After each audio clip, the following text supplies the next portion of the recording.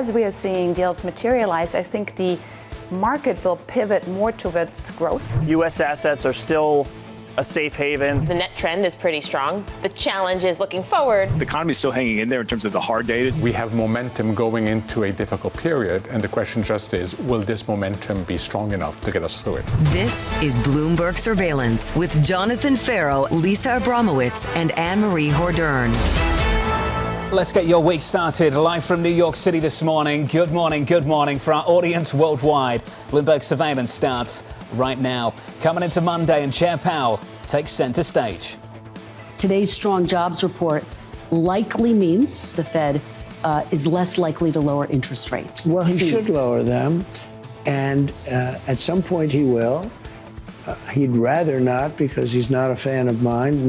He just doesn't like me because I think he's a total stiff. And I wish the people that are on that board would get him to lower, because we are at a perfect time. It's already late. The Federal Reserve set to keep rates unchanged this week as the hard data holds up and the market completes a major turnaround. Equities erasing post-April 2nd losses, completing a 9-day winning streak, the longest in 21 years. It's a big rally built on economic resilience and a lot of hope. A ton of hope, and it's incredibly challenging this week for the Federal Reserve, or as the president would call them, the stubborn Fed. Very strong jobs print on Friday. And also, Jonathan, they're dealing with all of these question marks when it comes to trade. How do they talk about the trajectory of the economy when they don't know the final input, the final cost of what tariffs are going to mean for businesses? Maybe this week, though, as the president said over the weekend, some deals might actually start to come to fruition this week. That is something we are watching in Washington. For deals, you need talks. And we need to understand whether there will be any between the President of the United States and the leader over in China. In response to a question on Air Force One over the weekend, the president said he has no current plans to speak with the Chinese leader. No current plans this week, but what did we hear from the White House on Friday, Jonathan? We heard that these rates are unsustainable, and in a few weeks, we could see these rates come down noticeably. The problem is they can't give a direction of travel to where the rates are actually going. How much lower will we actually see a tariff rate when it comes to China? Big moves in crude. We need to talk about the commodity market as well. WTI and Brent down, lower by more than 1 full percentage point. A break of 60 again on Brent earlier on in the session. We're down by 1.2%. Price cuts from Goldman, Morgan Stanley, ING. OPEC Plus announcing an additional 411,000 barrels a day of supply for this month alone. This is clearly led by the kingdom. The official reason is they want to reestablish discipline amongst a lot of rogue producers like Iraq or Kazakhstan. But also, Jonathan, there's another story to this. The president of the United States is going to Saudi Arabia and going to the Gulf next week. Potentially, are they seeing it as a time and a place to potentially add more supply to the market, bring prices down? Something this president continues to talk about. He wants to see lower energy prices, and at the same time, we see sanctions on places like Venezuela and Iran. A lot to get through this morning as we kick off the brand new trading week. Equity futures negative by 0.75% on the S&P. Coming up this hour, Chris Verrone of Strategas following 9 straight days of gains. We'll catch up with the former Trump White House trade official Kate Kalutkiewicz and Kurt Reiman of UBS ahead of a Fed decision this coming Wednesday, just 2 days away. We begin this hour with stocks lower after the S&P 500 posted its longest winning streak in 2 decades. Chris Verrone of Strategas, a bad company, weighing the macro risk and writing the following. The debate in nearly every single meeting is which side of the macro ledger, growth or inflation, presents the bigger risk from here. Chris joins us now for more. Chris, good morning. Good to see you. Good morning. Great to be here. Your line, let's pick up on it. What's the market telling you? How's it answering that question? Well, I think the debate, particularly over the last couple of weeks, is do the tariffs imply a big inflationary threat down the road, or is the growth side of the ledger the more dangerous part of the equation here? And I lean more on the growth side being more dangerous. When I look at the market, what the market's trying to tell us between machinery stocks weak, transports weak, we just talked about oil on the lows, that doesn't sound like a particularly robust economic picture despite Friday's payrolls. Then you think about the messaging on inflation. 5-year forwards are near the lows. Crude, we just mentioned, quite weak. Energy stocks have not been leadership. That doesn't sound like the messaging of inflation is really building in the pipeline. There is a difference. Can you just reconcile the difference between consumer-based inflation expectations and market-based inflation expectations, and why those two stories are different? Yeah. Well, I think the surveys, if you look historically, are remarkably unreliable in gauging where inflation will be 1, 3, 5 years down the road. So we take the market's interpretation over our own any day of the week. And I think when you look at the difference between today and what we saw in, say, second half 21 into early 22, as the market was beginning to really pretend that inflation was building, the leadership was wildly different than it is today. So I have to take the market's opinion here and say it doesn't really look like, aside from perhaps a one-time price change with the tariffs, that there's a real secular risk of a second wave of inflation here. So you don't think the payroll report on Friday gives Powell cover in the long term? It only gives him maybe cover for the next few days. Yeah, I think in a lot of ways, Friday's payroll may wind up hurting Powell down the line if it keeps him holding the line here perhaps longer than he should. When I look at the two-year yield, I think we got as low as 360 on two-year yields last week. They're called at 375, 380 this morning. They're still 50 bips, 75 bips below where the Fed funds rate is. So, I always use the market rate over the policy rate, and I feel more comfortable when they're aligned. They're not aligned here, and they haven't been aligned for a number of months. So I still think Fed policy has to get to where the market rate is, and there's still a considerable gap between the two here. How big of a risk, though, if we see tit for tat when it comes to the trade war? How big of a risk is that inflation is not just a one-time price adjustment? Well, we can think about anything as being a risk down the line, but I would have to say I'm going to just defer to how the market perceives it. And listen, if inflation is going to really reemerge here as the major threat in the back half of 2025, I have to imagine the leadership tone of the market is going to change dramatically. And we just haven't seen that to any great degree yet. I mean, all the energy stocks are making relative lows, even the basic material stocks. I mean, look at even the European ones are still quite weak. So you're not seeing that real tone of inflation being the big threat here. Let's get to leadership. Yeah. So we've recovered all of the post-April 2nd, post-Liberation Day losses in the equity market. Is it the same equity market today than the one before April 2nd? I don't think it is, or I don't think it necessarily will be, kind of when we look at the months ahead. Let's start with maybe the good news. I think the good news is financials have continued to hold their own, and credit conditions are largely pretty benign, despite all the negative headlines out there. Financials have been leadership domestically. They've been leadership globally. I take comfort that this is not evolving into a big financial event. That's a good thing. When you look at the other side of the equation here, what's been underwhelming? Remember, tech was not your leadership going into this. It did not protect you during it. So this bounce in tech we've seen the last 2 or 3 weeks, I have to be a little bit skeptical of. I think it's least likely to emerge out of this carrying the flag of leadership moving forward. And why? This is the first correction in really 13 years, going back to when tech's dominance as a leader began, where it didn't protect you in the drawdown. That is a major, major change of character. It got very oversold with the whole market. It has certainly rallied sharply off the lows. If you look at the major tech stocks, though, NVIDIA, as an example, hasn't even retraced 50% of the entire decline.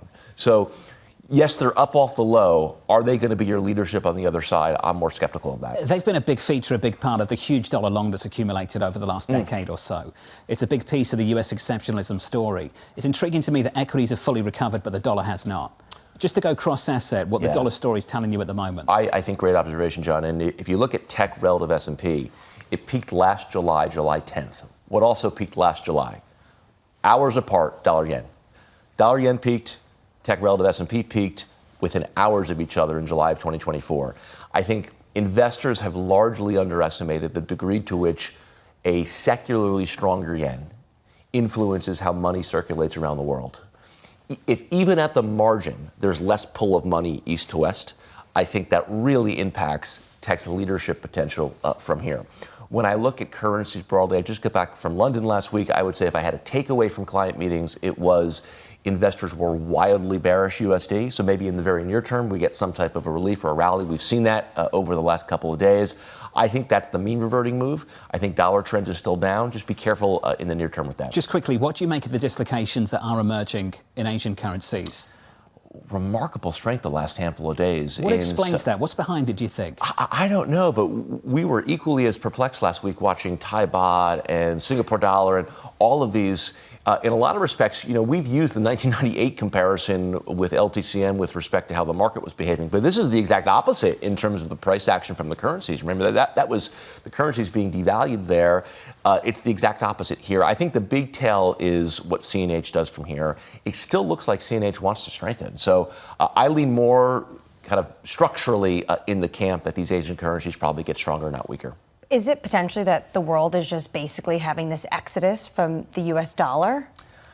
I think it's a little overstated in that regard. I mean, there was so much, particularly in those couple of weeks, a month or so ago, when 10-year yields were spiking, that this view that the Chinese were selling overnight. I mean, the Chinese have been selling treasuries for 12 years. So this is nothing particularly new. I think Chinese treasury holdings have been cut in half since 2012 or 2013. So I don't think that's anything particularly new. That stress you had in treasuries those first week or two of April looked much more like a levered player got caught on the wrong side, was margined. You sell what you can, not what you want. I think it was more of that than some grand selling of U.S. debt from foreigners. But a lot of these changes we're seeing in the FX market is driven by policy out of Washington. At the same time, the Treasury Secretary in the Wall Street Journal over the weekend is talking about how there will still be a strong dollar policy. Yeah.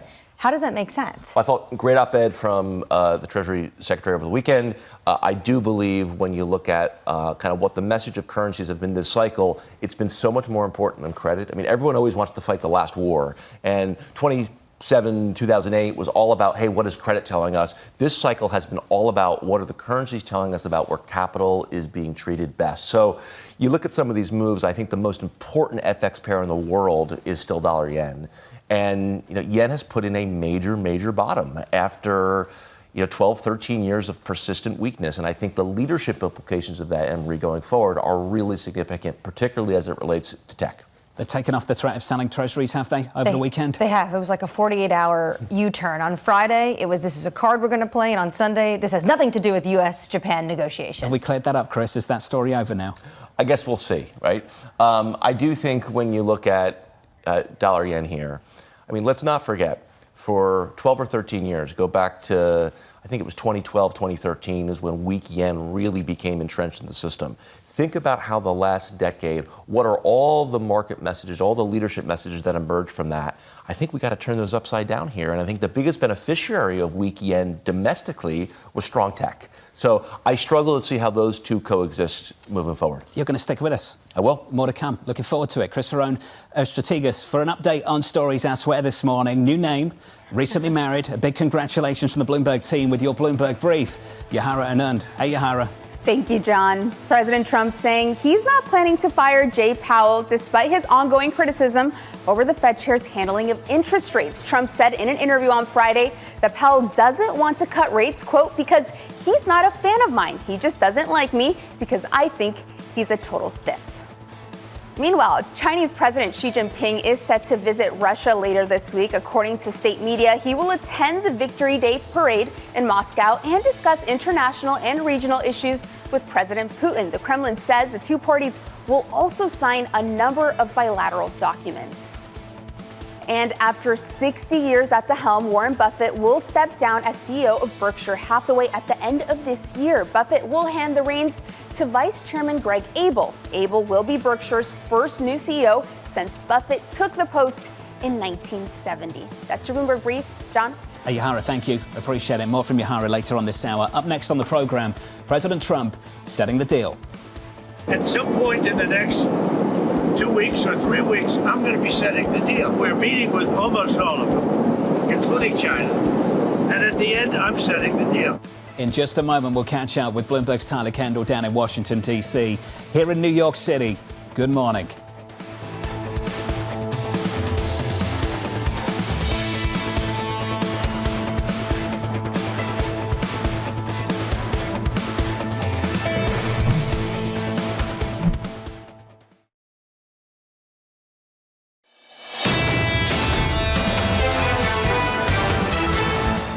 Nine-day winning streak on the S&P 500 over that period, a gain of more than 10%. A major turnaround in the equity market this morning. We're negative by 0.75% on the Nasdaq. We're down by 0.9%. For the Federal Reserve on Wednesday, Mike Gapen of Morgan Stanley, the data says the Fed should wait. The fallout, this is from Bloomberg Economics and Anna Wong, the fallout should be very visible in the May report for payrolls. And Annmarie, this is the problem for the Fed chair this week, stuck between a rock and a hard place. Absolutely, because the payrolls report on Friday was very strong. But if they have a weak payrolls report coming up, basically that means the Fed is just committed to being late. So it's very challenging right now for this Federal Reserve, especially when policy in Washington, Jonathan, is still uncertain. There's talk of trade deals, but we have not seen anything concrete. Equity futures a bit softer this morning. We're down by 0.75%. Under surveillance this morning, President Trump setting the deal. At some point in the next 2 weeks or 3 weeks, I'm going to be setting the deal. We're negotiating with many countries. But at the end of this, I'll set my own deals. We're meeting with almost all of them, including China. And at the end, I'm setting the deal. You keep asking the same question. When will you agree? It's up to me. It's not up to them. So here's the latest this morning. President Trump suggesting trade deals are coming. The president saying discussions are happening with China, but he has no plans to speak with President Xi, at least for this week. Joining us now from Washington, D.C. is Bloomberg's Tyler Kendall. Tyler, good morning. What's the latest?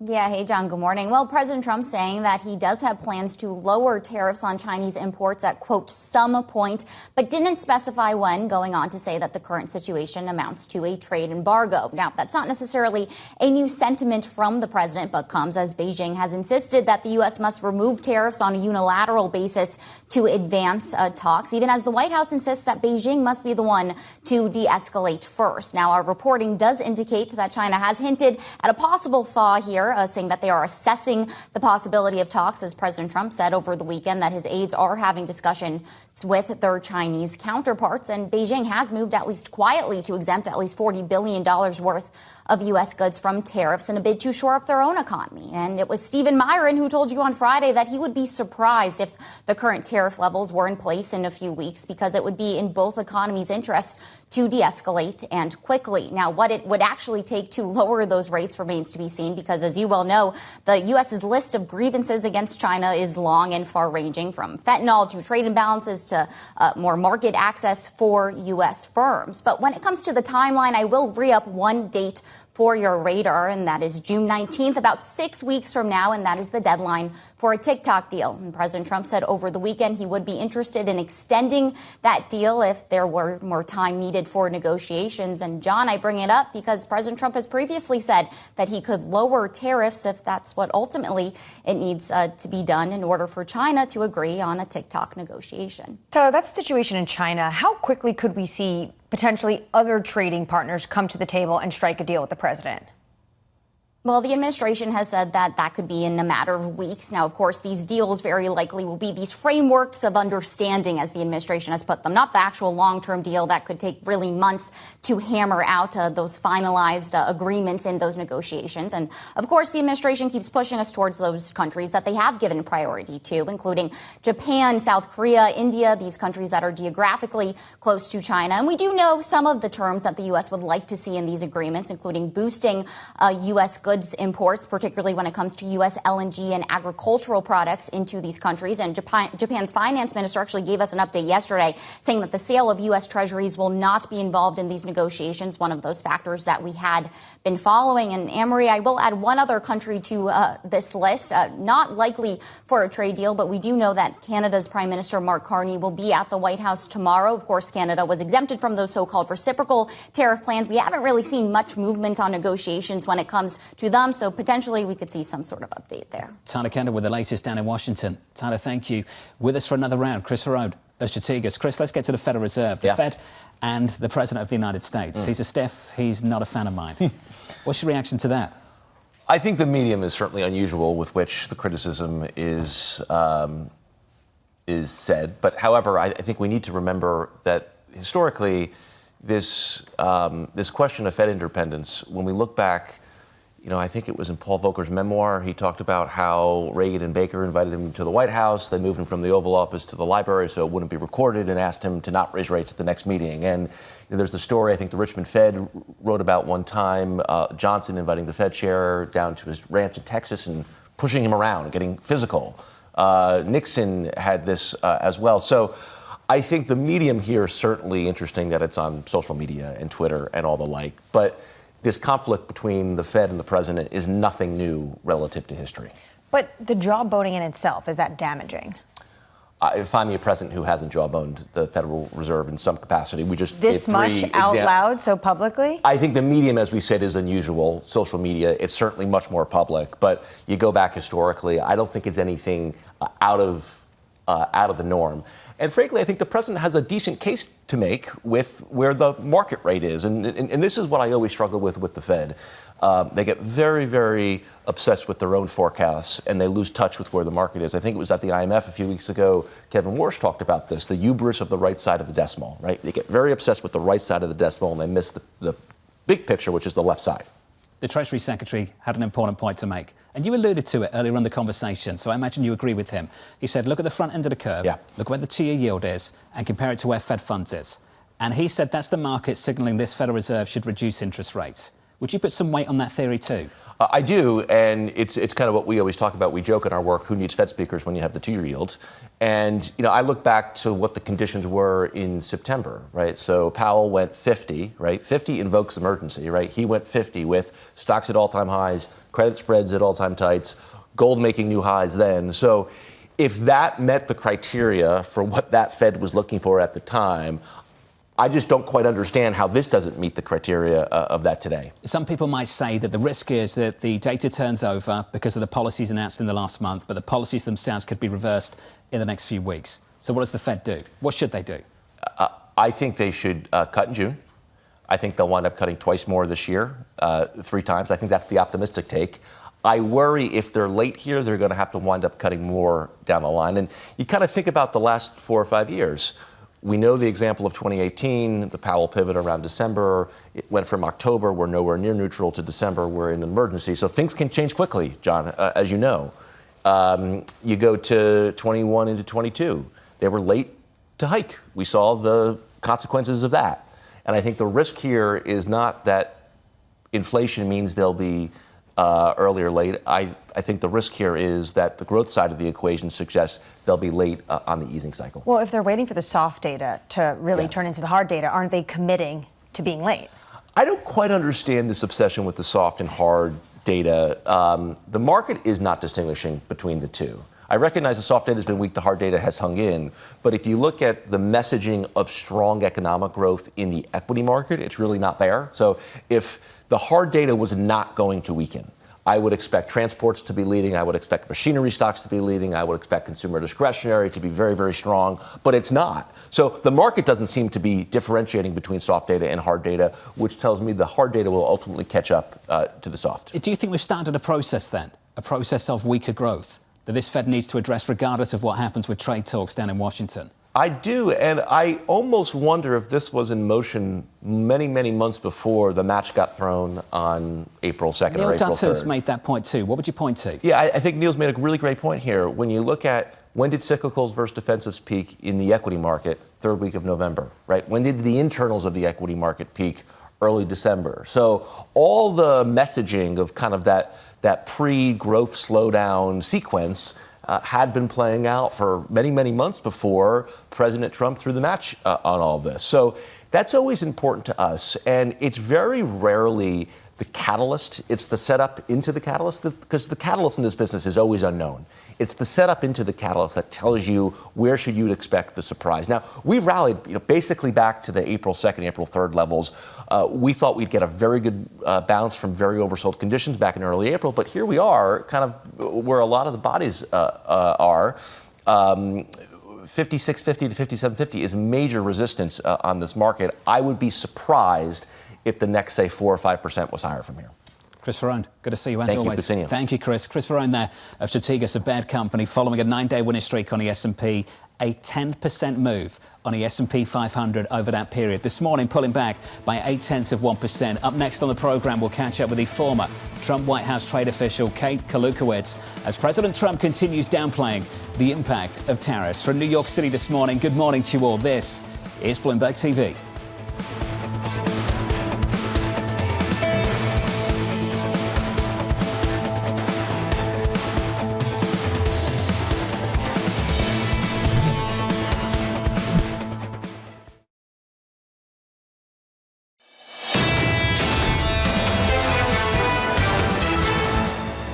Lots of chat about the 9-day winning run on the S&P 500, and it has been stellar.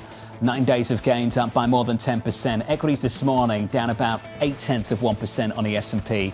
But speaking to the chop, the volatility, the back and forth and the trade talks of the past few months, that was the first back-to-back weekly gain on the S&P last week since January. We've been back and forth and all over the place. On the Nasdaq, we're down about 1% this morning. On the Russell, we're down by 0.9%. With a few hours to go until the opening bell this morning with your morning movers, here's Danny Berger. Hey, Danny. Hey, John. We are looking at Berkshire Hathaway declining in the pre-market trade just under 2%. Warren Buffett announcing that he will indeed be stepping down as CEO. This announcement itself probably not a surprise. Maybe the timing. He also said that Greg Abel, who he's telling the board to nominate as the CEO, wasn't aware that he would make the announcement over the weekend too. CFRA saying that this will be a year of transition for Berkshire Hathaway. So those shares down 1.8%. Media companies also under pressure this morning in the pre-market trade. Netflix is down. Disney is down. This comes after President Trump putting on Truth Social that he would tariff foreign films 100%. There's a lot of questions as to what that tariff would exactly look like, how you even value movies for tariff purposes, what it looks for movie industry that's gotten increasingly global. So shares down 4.5% in the pre-market. We also have some earnings to get through. We're going to hear from Hims and Hers after the bell. I just want to point out how much optimism is being priced into this company, this telehealth company, ahead of that. Shares are up 2.4% in the pre-market. Last week, we learned that Novo Nordisk would be allowing them to sell a discounted version of Wegovy on their site. That's sending shares higher. And again, we'll hear from them after the bell. John? Danny, thank you. More from Danny later on this morning in the next hour. 3 of the stocks to watch going into that opening bell. On our radar this morning, one of our top stories, President Trump signaled trade deals might come as soon as this week, suggesting his aides are having conversations with their Chinese counterparts, but saying he has no plans to speak with Chinese President Xi Jinping. I think it's important when you're looking at what actually might happen this week or in the next few weeks. You have to separate China from everyone else. The Wall Street Journal this morning saying there could be a trade deal announced this week. That would be one of these partners that they've been having constant conversations with. Not sure who's in the front of the list, but we know they're having conversations with Korea, India, Japan, and then there's China. And the president said yesterday, at some point, I'm going to lower them, the tariff rate, because otherwise you can never do business with them. Basically, what he's saying out loud is this means it's a trade embargo, and I know that it's unsustainable. So at some point, I'm going to have to lower that rate. How can this be addressed? Do we have to revisit the purchase agreements of several years ago? This is a conversation we started to have last week. The Treasury Secretary says perhaps. And I wonder, in addition to China, whether Europe is focused on the same thing. Because when we talk about trade deals, and we'll have this conversation in a few minutes' time, full comprehensive trade deals take years to make. Purchase agreements can happen more quickly. And you can say we're moving in the direction of something bigger further down the road. And I just wonder where the emphasis will be in the coming weeks. Absolutely, because you cannot have a trade agreement within 90 days, 3 months. Months on months, years is how long it takes to get a trade agreement. We know that the European Union is looking at some 50 billion euros worth of goods potentially they can continue to purchase from the United States. That was in the Financial Times last week. When it comes to China, they definitely want to go back to purchase agreement of the phase 1 trade deal of Trump's first administration. But also to Tyler's point earlier, there's going to be a number of different issues on the table when it comes to China. Wall Street Journal last week was talking about the fact that China is now looking into maybe stemming the flow of fentanyl as part of going to the table and having the discussion with the United States. Is TikTok on there? Is China's consumption of commodities from Iran and Russia on the table? There's a ton of issues that potentially there could be more of a grand bargain idea when it comes to Beijing and Washington. We've seen some big dislocations over the past few weeks in markets, not just equities, but foreign exchange too. Check out Taiwan. The Taiwanese currency absolutely surging recently. Sources telling Bloomberg that Taiwan's central bank intervened to slow its appreciation following speculation that exporters are converting their US dollar holdings back into the island's currency. Because they're concerned over the dollar's outlook and speculation of this trade deal. What I find so fascinating about this is not just the fact that we're seeing this intervention, but also the verbal intervention from the governor. We urge market commentators not to speculate irresponsibly about the foreign exchange market, as such comments can destabilize the market and potentially impact the broader economy. So it's your fault, analysts. Good morning. We've said for weeks now it takes a long time to fully internalize the impact, the consequences of the changes that this administration is pushing. And I think the Moves that we're seeing in foreign exchange over in Asia are a decent example of just how difficult it is to do that and how much time it takes to. I want to turn to commodities because we're seeing big moves there as well. Brent's down by 1%, WTI's down by 1% also. Crude prices dropping after OPEC Plus announced plans to increase supply next month. The move raising concerns of an oil glut as global trade disputes threaten to undercut energy demand. What the objective of the Saudis is. On the record, they want to punish, I believe, the cheaters in OPEC Plus. But there are other people who believe there's more than just that going on here. So Javier Blas talked about this a few days ago, the fact that there's a number of different issues happening at once when it comes to adding more supply to the market. Halima Croft last night put out a note. She was talking about His Royal Highness Prince Abdulaziz, the Saudi energy minister, strongly believes in active market management, but also the principle that every country must pull its weight. Officially, Kazakhstan, Iraq, UAE, we see you, you're cheating, we're going to stop it. But also, the President of the United States is going to the kingdom next week. The President of the United States wants to see lower oil prices. Chevron's Mike Wirth was on Fox News over the weekend talking about how he believes this administration when they talk about sanction policy, maximum pressure on places like Iran. Potentially Saudi Arabia is getting ahead of all of that. The president is getting lower crude prices. WTI this morning, 57.56. That's the story of the crude market. Here's the story elsewhere. The President of the United States, Donald Trump, doubling down on his message to consumers, downplaying the cost of tariffs.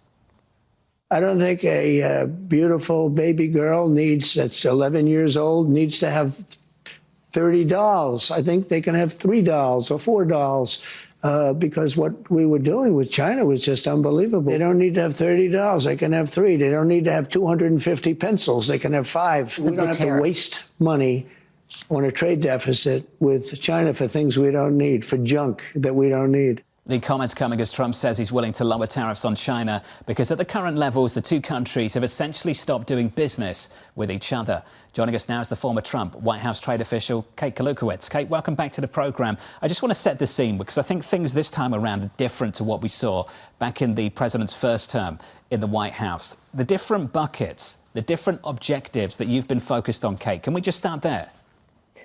Absolutely, because there are many different buckets. You've just focused on one, which of course is China, which I think I'd keep in a separate bucket for now. The president is very incentivized at the moment to negotiate deals with respect to a different bucket, the reciprocal tariffs. He's very anxious, I think, to announce a deal this week to show that these reciprocal tariffs are producing the sort of leverage that he has indicated they will to bring countries to the table to resolve these long-standing trade imbalances that he has so prioritized. One way of addressing a trade imbalance, if you're purely focused on one thing, the trade deficit, would be to revisit the purchase agreement struck several years ago. But Kate, given the incentives and objectives elsewhere, I'm just wondering whether that's sufficient this time around. Well, look, I think the president is anxious to show some wins here fairly soon. So if I'm a trading partner and I'm thinking about what I can do to get to the table, to get a deal in principle announced, it's through these large scale purchases because there's something that can be achieved relatively quickly, especially when compared to some of these longstanding non-tariff barriers that the president has complained about. We heard Treasury Secretary Bessent last week signal that the Trump administration continues to be concerned about the phase one deal and the purchases that China has not made. So I think that's a fairly good signal that they'd be willing to accept that as some down payments. Kate, at the moment, a lot of smoke signals coming out of Washington from the president himself, almost insinuating that we're going to get a deal as soon as this week. Who is that going to be with? That's a great question. You know, I think if I'm a trading partner, I am also watching this press very, very closely. You know, the president is under increasing pressure to produce a deal because, of course, the American public are growing concerned about all of these tariffs. I think congressional Republicans as well are weighing in privately, wanting the president to show that we are not going to be under these tariff rates forever. So if I'm a foreign trading partner and I see this pressure, it does increase my leverage as well. You know, we have seen, of course, increased optimism around talks with Japan, Korea, and India. So I suspect one of these nations will be the first to go. John mentioned earlier the fact that trade deals take a very long time, which is maybe why the administration is going to lean on purchase agreements. We know the president from the first administration does not like MOUs, but can you give us a sense of what kind of outline we could see when actually he announces an agreement with a trading partner? Yeah, trade deals do take a long time. And as a former trade negotiator, including with the European Union, these comprehensive single undertakings take years and years and years. These are not those trade deals, though. And I think it is important to remember the United States is bringing to the table one offer, and that is not to implement reciprocal tariffs. It's really up to the trading partner to signal what it is prepared to do in return.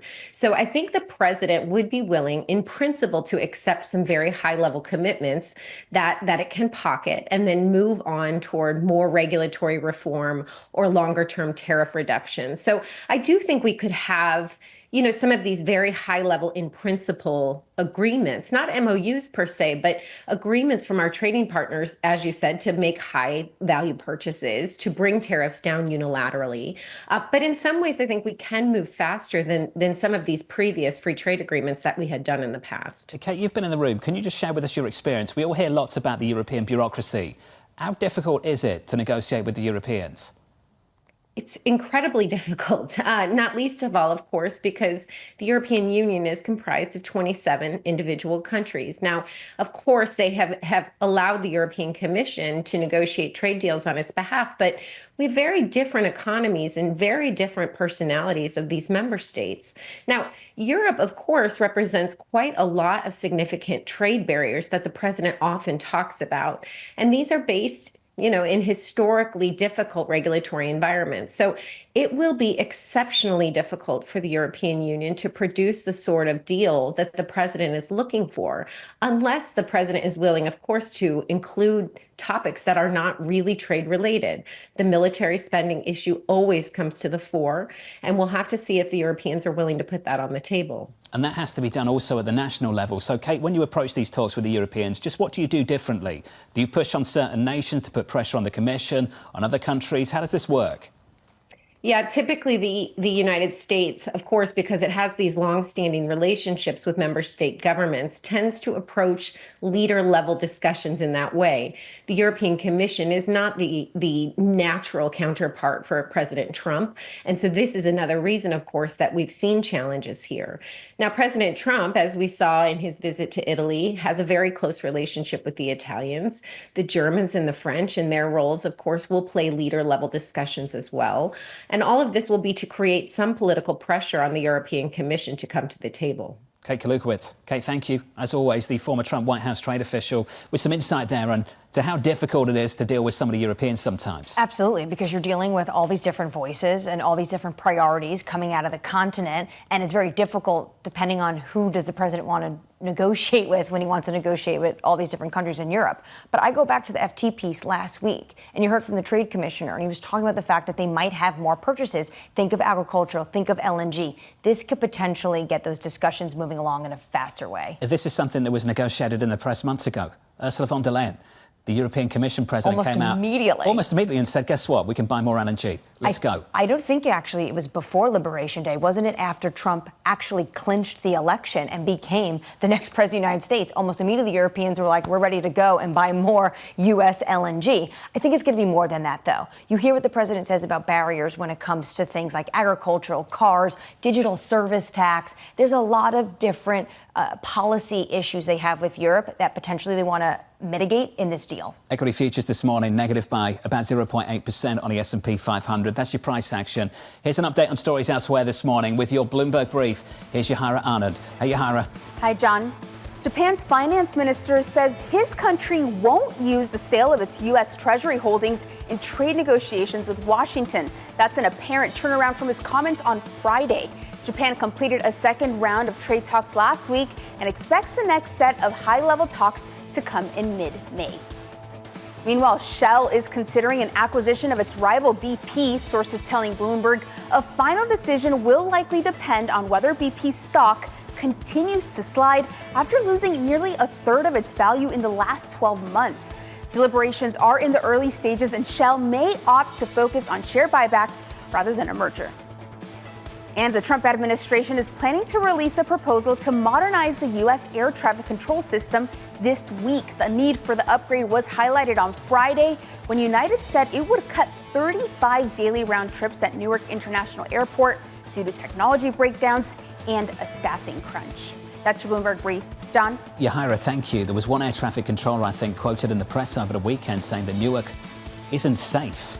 So do you know how many people sent me that and said, I really hope you're taking the Acela down to Washington, D.C. every time you go? When you have an air traffic controller coming out and saying, this isn't safe, don't fly, scary stuff. That's quite a shocking quote, that's for sure. Up next on the program, picking your own data.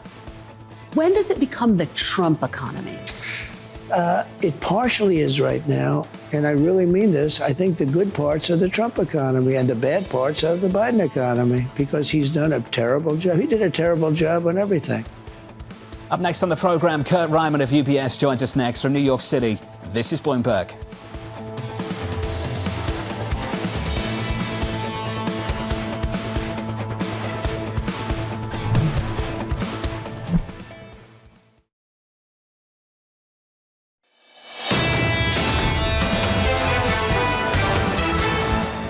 Equities this morning slightly lower, but down by 0.8%. I say slightly because 1% on the equity market's nothing these days. On the Nasdaq at the moment, we're down by 1 full percentage point. 2 days away from that Fed decision. This from Bank of America and Shruti Mishra. The April jobs report vindicates the Fed's patience. Now the bar is meaningfully higher for a cut in June and perhaps even in July. Resilience, the word you heard again and again on Friday. Let's see if that resilience continues. Under surveillance this morning, the Trump economy. When does it become the Trump economy? It partially is right now, and I really mean this. I think the good parts are the Trump economy and the bad parts are the Biden economy, because he's done a terrible job. He did a terrible job on everything. Ultimately, I take responsibility for everything, but I've only just been here for a little more than 3 months. So here's the latest this morning. President Trump highlighting the good data and downplaying the bad data ahead of this week's Fed decision. Kurt Reiman of UBS writing, our view is that the Fed prioritizes eventual deterioration in the economy and labor markets over the inflationary impact of tariffs. 75 to 100 basis points of rate cuts by the first half of 2026. Kurt joins us now for more. Kurt, good morning to you, sir. Nice to be with you. Payrolls was decent on Friday. Do you think there's a risk here of extrapolating that out a little bit too soon, too quickly? Yeah, very much so. So everybody knows economics is always telling you the labor market report is always looking in the rearview mirror. It's not about where we've been. The markets are thinking about where we're headed. The tariff and where that heads is going to be very much determining what the outlook is for the economy. But right now, even your own median survey forecast for growth is way down from over 2% at the start of the year for 2025 to below 1.5%. And the view on inflation is that it goes north of 3% from its more comfortable level today. Still, this is a tension for the Fed. I don't mean to say that this is going to be an easy decision, but I think they'll prioritize the erosion and the growth numbers if the tariffs stay at these levels for a persistent period of time. That's its magnitude of the tariffs and duration, and that's what we should be looking out for. I think the labor market specifically is going to be really difficult to monitor, because not only do you have the potential erosion of jobs just because of the tariffs and the hit to the economy, but what happens on the immigration front when you're seeing the number of people crossing the border and the encounters with Customs and Border Patrol officials basically at a trickle from 100, 200, 300,000 a month. So that'll also play into the calculus. Can you explore that a little bit further? What happens when you have both a supply shock to the supply and the demand side simultaneously? Yeah, well, you're going to the risk is that you get shortages in parts of the economy. You think about some of the areas where undocumented immigrants would typically work, and food services, food production, agriculture.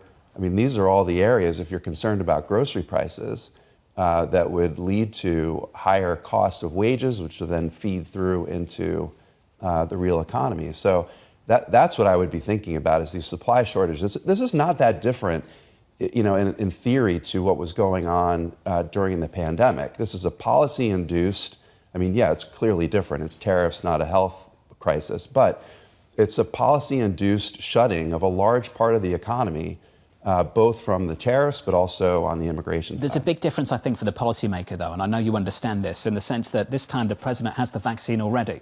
He can just come out and say the tariffs are off. Yeah. Now, if you're a policymaker, how much harder does it make it to set policy for that kind of world? Something that can change a week away, a month today. I think it's really difficult. Yeah, I mean, if you came into this year, you would have been thinking that the Fed was likely to be cutting interest rates anyway, but now the inflation numbers are likely to be more problematic for a period of time.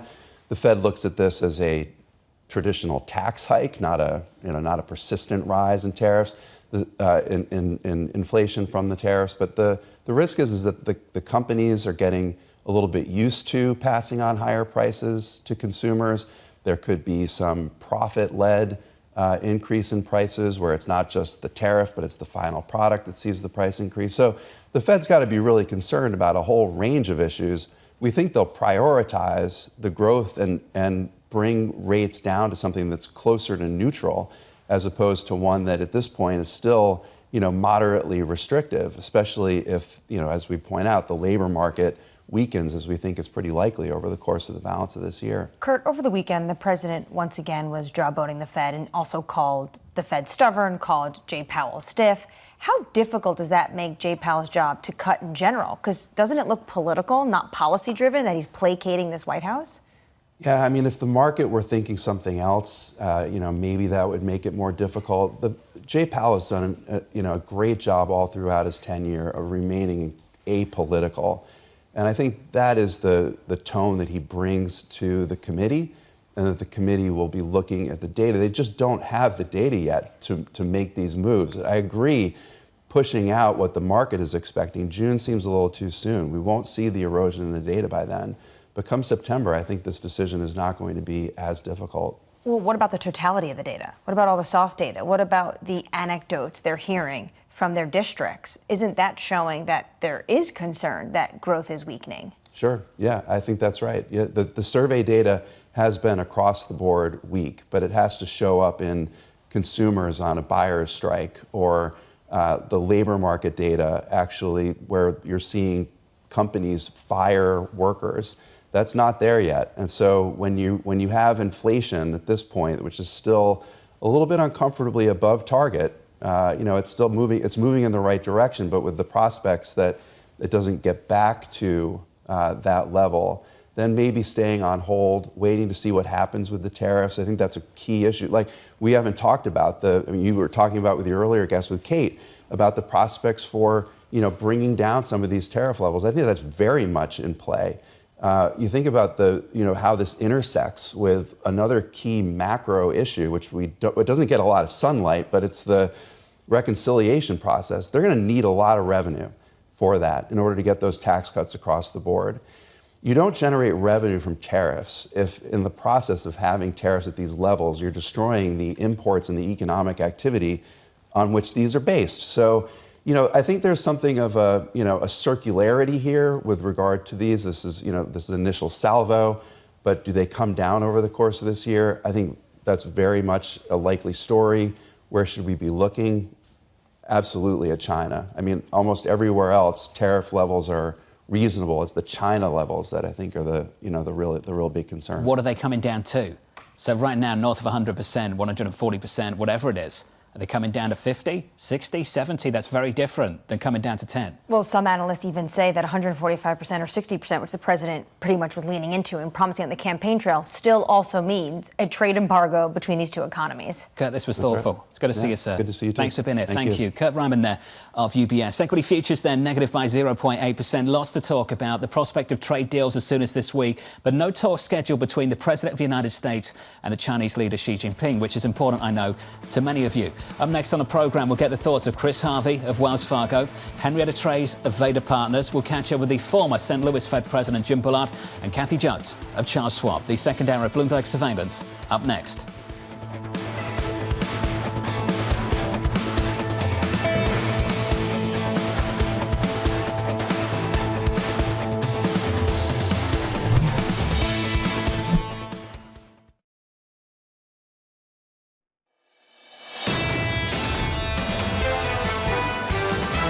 We will be absorbing the shocks of the tariff announcement, whatever happens next. The uncertainty tax on companies is still very high. Businesses will adjust, they will go on, but it's going to be a more tepid or more restrained pace. Uncertainty is something we have to just get used to. The American exceptionalism is there, but it's being tamped down by, this tariff war. This is Bloomberg Surveillance with Jonathan Ferro, Lisa Abramowicz, and Annmarie Hordern. Someone came in the studio a few moments ago, not our next guest, an earlier guest, and said, it's been 6 months since the election. 6 months. Where on earth have 6 months gone? From New York City this morning, good morning to you all. The second hour of Bloomberg Surveillance starts right now with equity futures on the S&P 500 pulling back. We're down by 0.8% following an absolutely phenomenal run of gains on the S&P. 9 straight. And over that period, a gain of more than 10%. Going into a Federal Reserve decision later on this week. It's just a few days away. 2 days away, in fact. The Federal Reserve decision on Wednesday, following a robust payrolls report on Friday. And basically most people on the street believing that this Chairman Powell, doesn't move. He doesn't move, and of course that is going to probably get some vocal opponents in the White House, including the president, who over the weekend was saying it's a stubborn Fed, they should be lowering rates. It's just because Jay Powell doesn't like me, called him a, quote, stiff, his words, not mine. The issue this Fed has, of course, is that they're looking for policy direction out of Washington. And at this moment, there's a reprieve on those tariff rates the president announced on April 2nd, what he called Liberation Day. But at this moment, there is not a single deal. Maybe we're going to get a deal this week that can give us some insight into what this administration is looking for. But at the moment, it's very challenging to dictate where policy is going and going to land on. This word deal gets thrown around a lot. Can we deal with the word deal? What does a deal actually look like between two countries at the moment when everybody who's got any experience doing any of this will tell you it takes years to strike a full comprehensive trade deal? What is a deal in Washington? I think you hit the nail on the head earlier when you said, are we just going back to purchasing agreements? We know that this president hates trade deficits. So how do you get around that? You start buying more American products, the Europeans. Maybe we'll buy more soybeans. We're going to buy more LNG. The only trading partner where it's going to be more than just that, of course, is going to be China.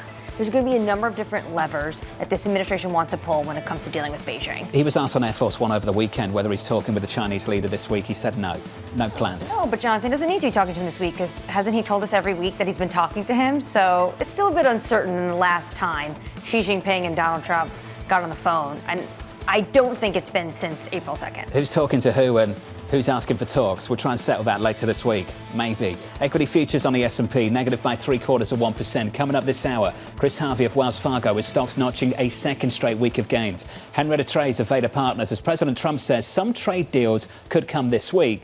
And the former St. Louis Fed President Jim Bullard on the FOMC's tariff and Trump tightrope. We begin this hour with stocks lower following the longest winning streak in some 21 years. Investors awaiting possible trade developments and a Wednesday Fed decision. Joining us now, Chris Harvey of Wells Fargo. Chris, good to see you, sir. Good morning. Good morning. You said it a number of weeks ago. We had a crisis of confidence. That's right. Last month. Have we addressed that crisis of confidence? We've addressed it. So the big issue was the administration hearing the feedback loop from the markets, from individuals, from people in Congress? And the answer is yes, they've heard that, right? And they've adjusted their behavior. That's a good thing.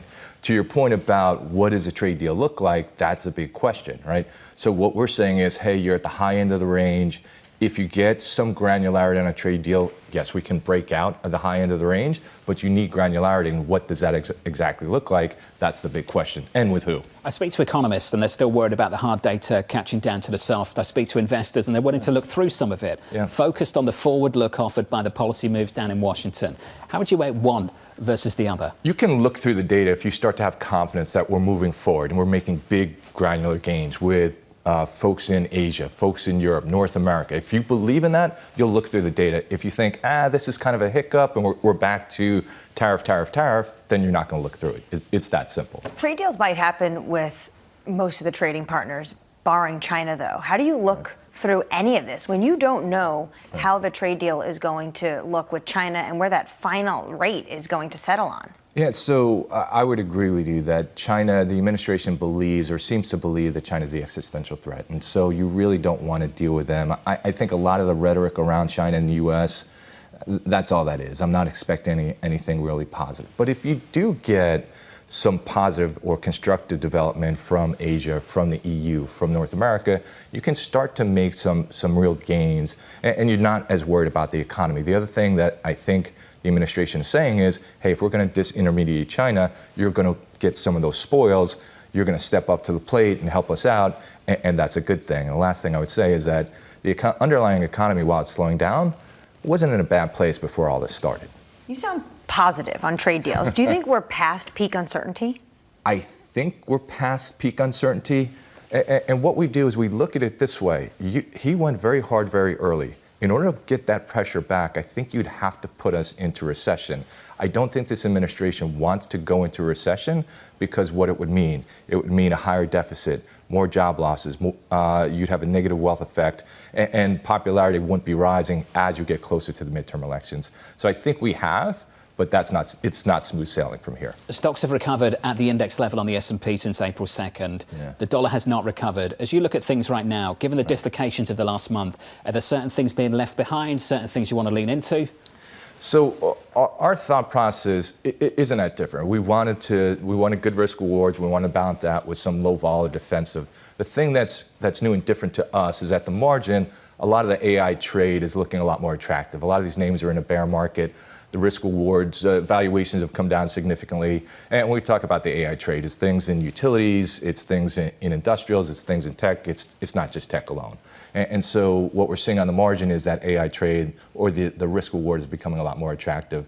And that's what we're seeing, becoming more positive on the margin. Outside of the AI trade, can you say the same about the rest of the market? At the index level, if you're looking at the S&P this morning, the risk-reward profile of the S&P 500 going into a couple of weeks of important trade negotiations. What's that profile now?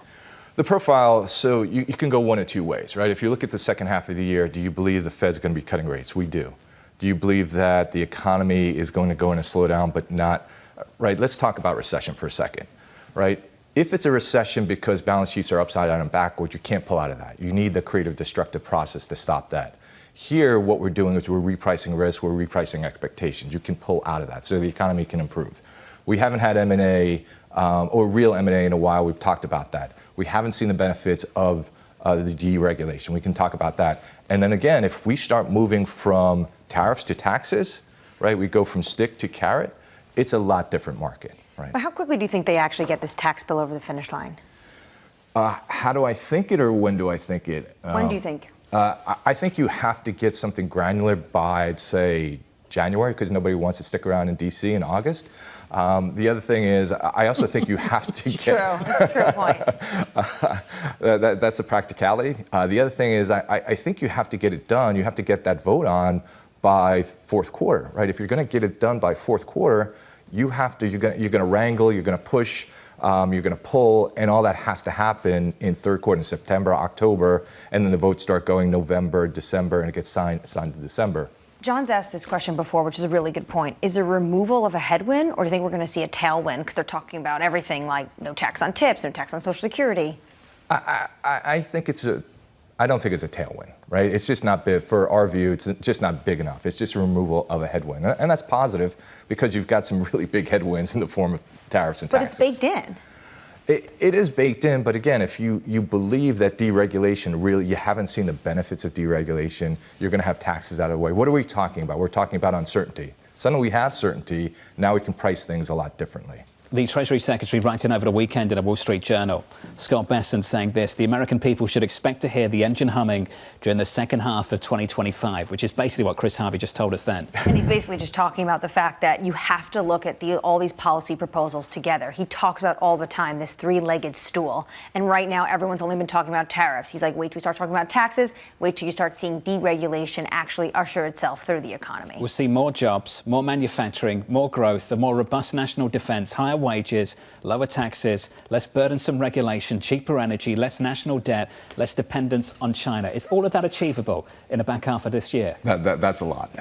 Is all of that achievable? Probably not all of that's achievable. Some of that is achievable. And as long as we make progress on a good chunk of that, I think we're in a pretty good spot. But yeah, that's a lot to do in a very short period of time. He adds also one more point to that list, which is also with a strong dollar. Right. How is that possible? Don't know. So what I do know is that they've talked about lower oil. We have lower oil. They've talked about lower rates. Rates appear to be coming down. And I do think we're going to be cutting in the second half of the year. Dollar, I don't know how you get a stronger dollar from here. It's questionable. You could, right? Because coming into this year, everyone thought the dollar was strong. It rolled over. So maybe expectations are wrong once again. We'll see. Can we finish on energy equities so I can mention what's happening in the commodity this morning? Sure. Brent is down, WTI is down, OPEC Plus is pushing. I should say the Saudis are pushing more supply into the market. How difficult are things on the equity side in energy? So we've been underweight energy for a while. It's performed pretty well, partly because a lot of stocks are value stocks, but now they're beginning to underperform. I would say on the energy side, it actually hasn't been a bad year. You've seen some pretty good runs on the energy names, but I think that's more because of the value stock and their characteristics than the underlying fundamentals.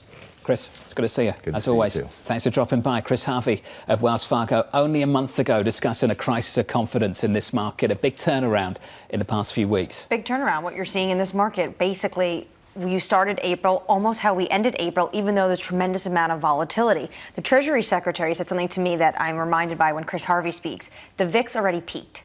Peak uncertainty may well be behind us. I think Besson's traded this quite well over the last month. If he was still trading, I'm not implying he is trading, just saying that he's traded it quite well if he was still trading. Let's get you an update on stories elsewhere before we get into trouble. Here's your Bloomberg Brief with Yahara Anand. Hey, Yahara. Hi, John. Taiwan's dollar surged by the most in over 3 decades on speculation exporters are rushing to convert their holdings of U.S. dollars to the island's currencies. Traders are betting that Taiwan's central bank may be allowing the currency to appreciate ahead of a U.S.-Taiwan trade deal. Strategists also point out the currency's strength is being amplified by life insurers rushing to hedge their U.S. debt holdings. And Spain's high-voltage electricity grid suffered more generation disruptions than previously known ahead of the country's largest ever blackout. That's according to the Spanish government. It's now seeking to identify the plants where generation collapsed and why, and says determining the cause could still take months. And President Trump said he would further extend the deadline for TikTok to be sold to a U.S. owner if needed. He said he has a warm spot for the app and would like to keep it available for Americans. The president has already extended the deadline twice for ByteDance to divest its U.S. operations. That's your Bloomberg Brief. John? Yahara, thank you. It's just like a rolling extension. What kind of incentive is there for the Chinese government to give the green light to sell when they know they'll just keep receiving a rolling extension from the president? There's no incentive right now unless potentially it comes down to trade negotiation and tariff rates, and they are very concerned. I just have to say, what a 180 from Donald Trump. Huge. First administration, this was huge national security as we have to get rid of it. Second administration, well, I have a warm spot. It helped me win the election, I think. Maybe we try to keep it around. Complete U-turn on this issue, that's for sure. Up next on the program, President Trump setting the deal. At some point in the next 2 weeks or 3 weeks, I'm going to be setting the deal. We're meeting with almost all of them, including China. And at the end, I'm setting the deal. Up next, Henrietta Treyz of Veda Partners, live from New York City this morning. Good morning.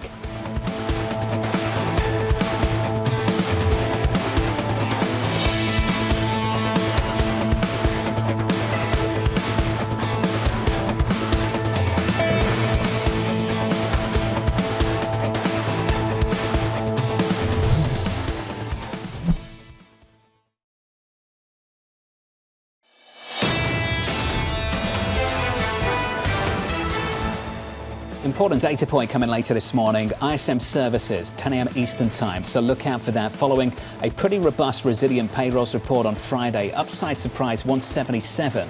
The median estimate in our survey was 138, and the report elsewhere pretty solid, all things considered. This morning we back away. We're down by 0.8% on the S&P, following a phenomenal run of gains on the S&P 500, 9 straight and up by more than 10%. That data on Friday unlocked higher bond yields, particularly at the front end of the curve. 2-year yields were much higher. We're lower this morning by 2 or 3 basis points, around 380, 379, 72. Under surveillance this morning, President Trump setting the deal. At some point in the next 2 weeks or 3 weeks, I'm going to be setting the deal. We're negotiating with many countries. But at the end of this, I'll set my own deals. We're meeting with almost all of them, including China. And at the end, I'm setting the deal. You keep asking the same question. When will you agree? It's up to me. It's not up to them. Here's the latest this morning. President Trump suggesting some trade deals could be reached as soon as this week, saying negotiations are underway with a number of countries, including China, but he has no plans to speak to President Xi. Tyler Kendall joins us now from Washington for more. Tyler, we've asked this question repeatedly throughout this morning, so help us out. When the president says deal, What does he mean? What does the deal look like? Yeah, hey, John. Well, the administration has put forward that they're trying to reach what they have called agreements of understanding, that these really would be more framework deals, but not those long-term finalized deals that often would take months. For one example, as context, the first Phase 1 China deal took 18 months to hammer out. Now, we do understand that this administration wants to see a boosting when it comes to U.S. imports into these countries, particularly those countries that they are prioritizing in these talks, those Asian economies like Japan, South Korea, and India. We know in particular that the U.S. really does want to see them boost their U.S. LNG imports as well as their U.S. agricultural products. The timeline for those agreements to actually be reached, though, really does remain to be seen, particularly as President Trump said over the weekend that while he may lower rates, tariffs in some shape or form will likely remain permanent because he does need to still have that incentive for these manufacturers to reshore production. So that's one side of this. Of course, the other side of this is any updates when it comes to China, as President Trump suggests that he could lower those imports, those tariffs on Chinese imports. But at the end of the day, he really does need to see Beijing come to the negotiating table first in order to de-escalate and move these negotiations forward. Of course, we're still watching closely both of these fronts. Tyler, when it comes to Beijing, last week the Wall Street Journal was talking about they're looking at ways to potentially address the U.S.'s concern with China's role in fentanyl. Potentially this is an off-ramp that can lead these two parties to negotiating table. What else could be on a policy agenda list to get to a deal between these two economies? Right. And as Treasury Secretary Scott Bessent has said, this is strategic uncertainty, particularly when it comes to China, because there is such a range of policy goals on the table here. You mentioned fentanyl, but of course we know the trade imbalances as well as opening market access for U.S. firms, not to mention the TikTok deal that you guys were just discussing, as President Trump has previously floated that he could lower tariff rates if that's ultimately what it takes to get these negotiations done. At the end of the day, though, this White House is pushing forward that the current tariff rates in place essentially amount to a trade embargo, and that it's in both economies' best interest to de-escalate and quickly. You had Stephen Myron on Friday telling you that he would be surprised if the current tariff levels that are in place are still there in the coming weeks. Tyler, thank you. Tyler Kendall, down in Washington, D.C. To extend the conversation, Henrietta Treyz of Veda Partners writes the following. Investors should anticipate announcements around pre-negotiation talks taking place, not on comprehensive final deals being announced anytime soon. Henrietta joins us now for more. Henrietta, welcome back. You tackle the issue directly that we've been exploring throughout the whole of this morning. What is reasonable? What could we expect in the next several weeks? I think very de minimis trade agreements around principle are likely. For example, the U.S. Trade Representative and his deputies are fanned out across Peru and the Dominican Republic and Colombia, which collectively, if we were able to resolve all three of those trade issues, we would get less than 1% of our trade and goods deficit resolved. So I think for investors, you really need to pay attention to the scale of the problem and then the actual text of whatever is agreed to. With South Korea, they don't have a government. They're not in a position to reach a deal with the United States. They don't have a president, and they have a number of candidates now rising as of late last week. And the issues with India are, 19 areas long. So you can announce additional purchases of LNG, but you don't have any resolution to the trade and services deficit that we have an issue with them. And China, I think, is years away from a resolution. So, of course, the trade barriers, the 145% tariffs, plus 25% on autos, plus 25% on parts, et cetera, are, complete cessation of trade. And that's driving inflation. So ultimately, this will start to hurt President Trump. It is a problem for the Fed. But the trade deals are going to be very de minimis is what I'm expecting in the next couple of weeks, if they come at all. Henrietta, we talk a lot on this program how the market has been this pushback on this administration. Maybe this time around it's the bond market. But what about politics and representatives in Congress? We heard from Representative Bacon over the weekend talking about the fact that he's hearing it from the agricultural sector. They are very concerned. How likely is it we're going to have to see another bailout when it comes to farmers? That's exactly what I want to talk about with clients all week this week. And Bacon is a perfect example of a member who's opposed to the cuts that the Republican conference is working on Medicaid, opposed to the tariffs and the impact that they have on farmers, particularly in his state. And he's a triple threat because he's indicating that he's seriously thinking about retiring. So this is a congressman who is now completely untethered to any pressure campaign from the Trump administration and that sort of wait and see approach that Trump is hoping most of the conference will take towards his tariff agenda. When it comes to next steps and what investors should look for in the tax bill that we get either late this week or next week, keep your eyes on the employee retention tax credit. It's beginning to look a lot like COVID. So there are a number of items that we did during COVID, as y'all know, to make sure that we shored up the U.S. economy. And the trade wars and the tariffs are having the exact same effect on supply chains, trans-Pacific shipping, and the legislative response function is going to be probably very similar. So the ERTC is something that I expected Chairman Smith to repeal in the forthcoming bill to save $70 to $75 billion. If it's maintained, that signals some pretty serious panic under the water around these tariffs and the blowback it's going to have to the unemployment rate as shippers, truckers, retailers, manufacturers lay off employees. Henrietta, talk about the politics of this and taking a step back. Over the weekend, the president is doubling down on this idea that Americans just don't need so many goods. He said, I don't think a beautiful baby girl needs, an 11-year-old needs to have 30 dolls. They can have 2 or 3. Is this potentially Donald Trump's Jimmy Carter moment? Just put a sweater on? I think so. I mean, what if you need a muffler? And now it's 25% more. That's not a doll. You need it. The car is 25% tariffed. The auto part is 25% tariffed. And then in certain cases, it's on our Canadian and Mexico trading partners, which are, contrary to President Trump's remarks this weekend, the largest trading partners that we have in the United States, not a place that we do very little trade with. It is integral to a number of states and a huge employment component of the United States. So I think it's completely out of touch and off base. We spoke to the Port of Los Angeles director, Gene Soroka, on Friday, Henrietta. He put on a clinic and just went through things piece by piece, fact by fact, where things are now and what things will look like next week. And he said the following: about a third of the import volume has gone off the arrivals coming in this week. Henrietta, are you seeing lawmakers in Washington, D.C. respond to this, start to lean on the White House, put some pressure on them, given what they see happening over the next several weeks? Well, let me pause and say that reporting was incredible. And the information flow coming out of the Port of Los Angeles is really incredible and informative and a great guidepost for investors right now.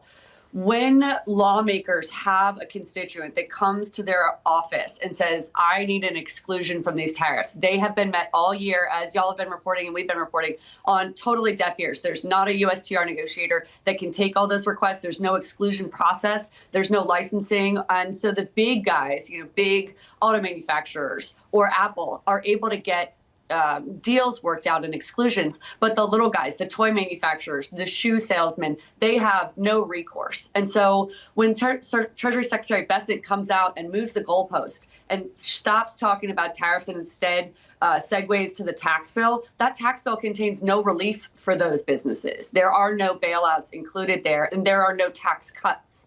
As you know, the individual tax rates remain the same. The corporate tax rate remains the same. And those are not domestic manufacturers that could benefit from even a hypothetical 15% corporate rate reduction for manufacturing done in the United States because they ship their goods in from Vietnam or China. So there is nothing in there, whether you try to look elsewhere for relief or not, there's nothing in this tax bill for them as they go through this. And that's the real problem that we will see exacerbated by the shipping that comes in this week, or rather doesn't come in this week. Henrietta, appreciate your response and your reaction as always. Henrietta Treyz there of Veda Partners. The resistance in Washington, the staff levels, something that doesn't get talked about enough. Oh, the USTR and Commerce are still staffing up. So to deal with all those exclusions, you need individuals to process them.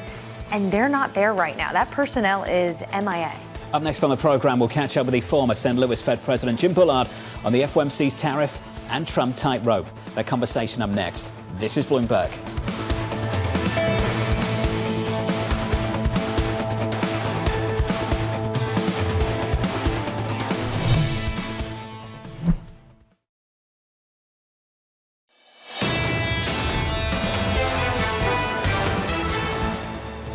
10% plus move across 9 sessions on the S&P 500. Truist and Keith Lerner with this to say: we remain optimistic in the long term. The weight of the evidence suggests the near-term risk-reward profile is less favorable following the sharp market rebound. We retraced some of that rebound this morning. We're down by 0.8% on the S&P. On the Nasdaq, we're down about 1%. With 2 hours until the opening bell. With your morning movers, here's Danny Berger. Hey, Danny. Hey, John. Just moments ago, Berkshire Hathaway's board announcing that they have indeed voted in Greg Abel as the new CEO of the company starting on January 1st. It comes after the weekend at the annual shareholder meeting. Warren Buffett saying that he would retire. He is stepping down. Again, that announcement this morning also said, though, that he would stay on as chairman. It raises a lot of questions, though. What does this era of Berkshire Hathaway look like without Warren Buffett? With a huge $350 billion cash stockpile, those shares down more than 2.5%. Also falling in the pre-market session are basically all of the big media movie companies, Netflix being one of them, down 4.5%. Disney also down, with Trump over the weekend posting on Truth Social saying he would implement an 100% tariff on foreign films. A lot of questions as to what exactly that looks like.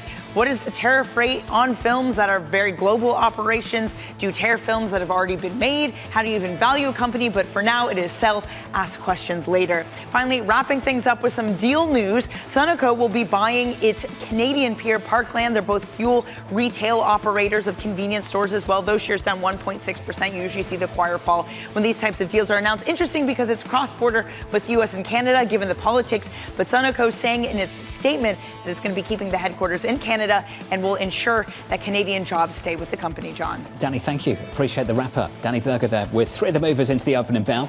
On our radar this morning, President Trump saying he could strike trade deals with some countries as soon as this week. Trump adding he has no plans to speak with Chinese President Xi Jinping over the next several days. So potentially we're going to get a trade deal with one of these trading partners they've already had a number of conversations with. Japan, Korea, India, who knows? Maybe someone a little bit smaller that's just we haven't been focusing on. When it comes to China, though, that's what this market wants to know about. That's what the small businesses want to know about. There's no deal in sight just yet, but potentially there's a glimmer of hope that the 145% rate will actually come down. But to your point earlier, how low can it actually go? And at what point is it low enough where we start to see trade and those ports start reemerging again with a lot more product? Because even 60%, which the president promised on the campaign trail, most people say that's still an embargo between these two economies. We've talked about a consensus view on Wall Street a number of times over the last week.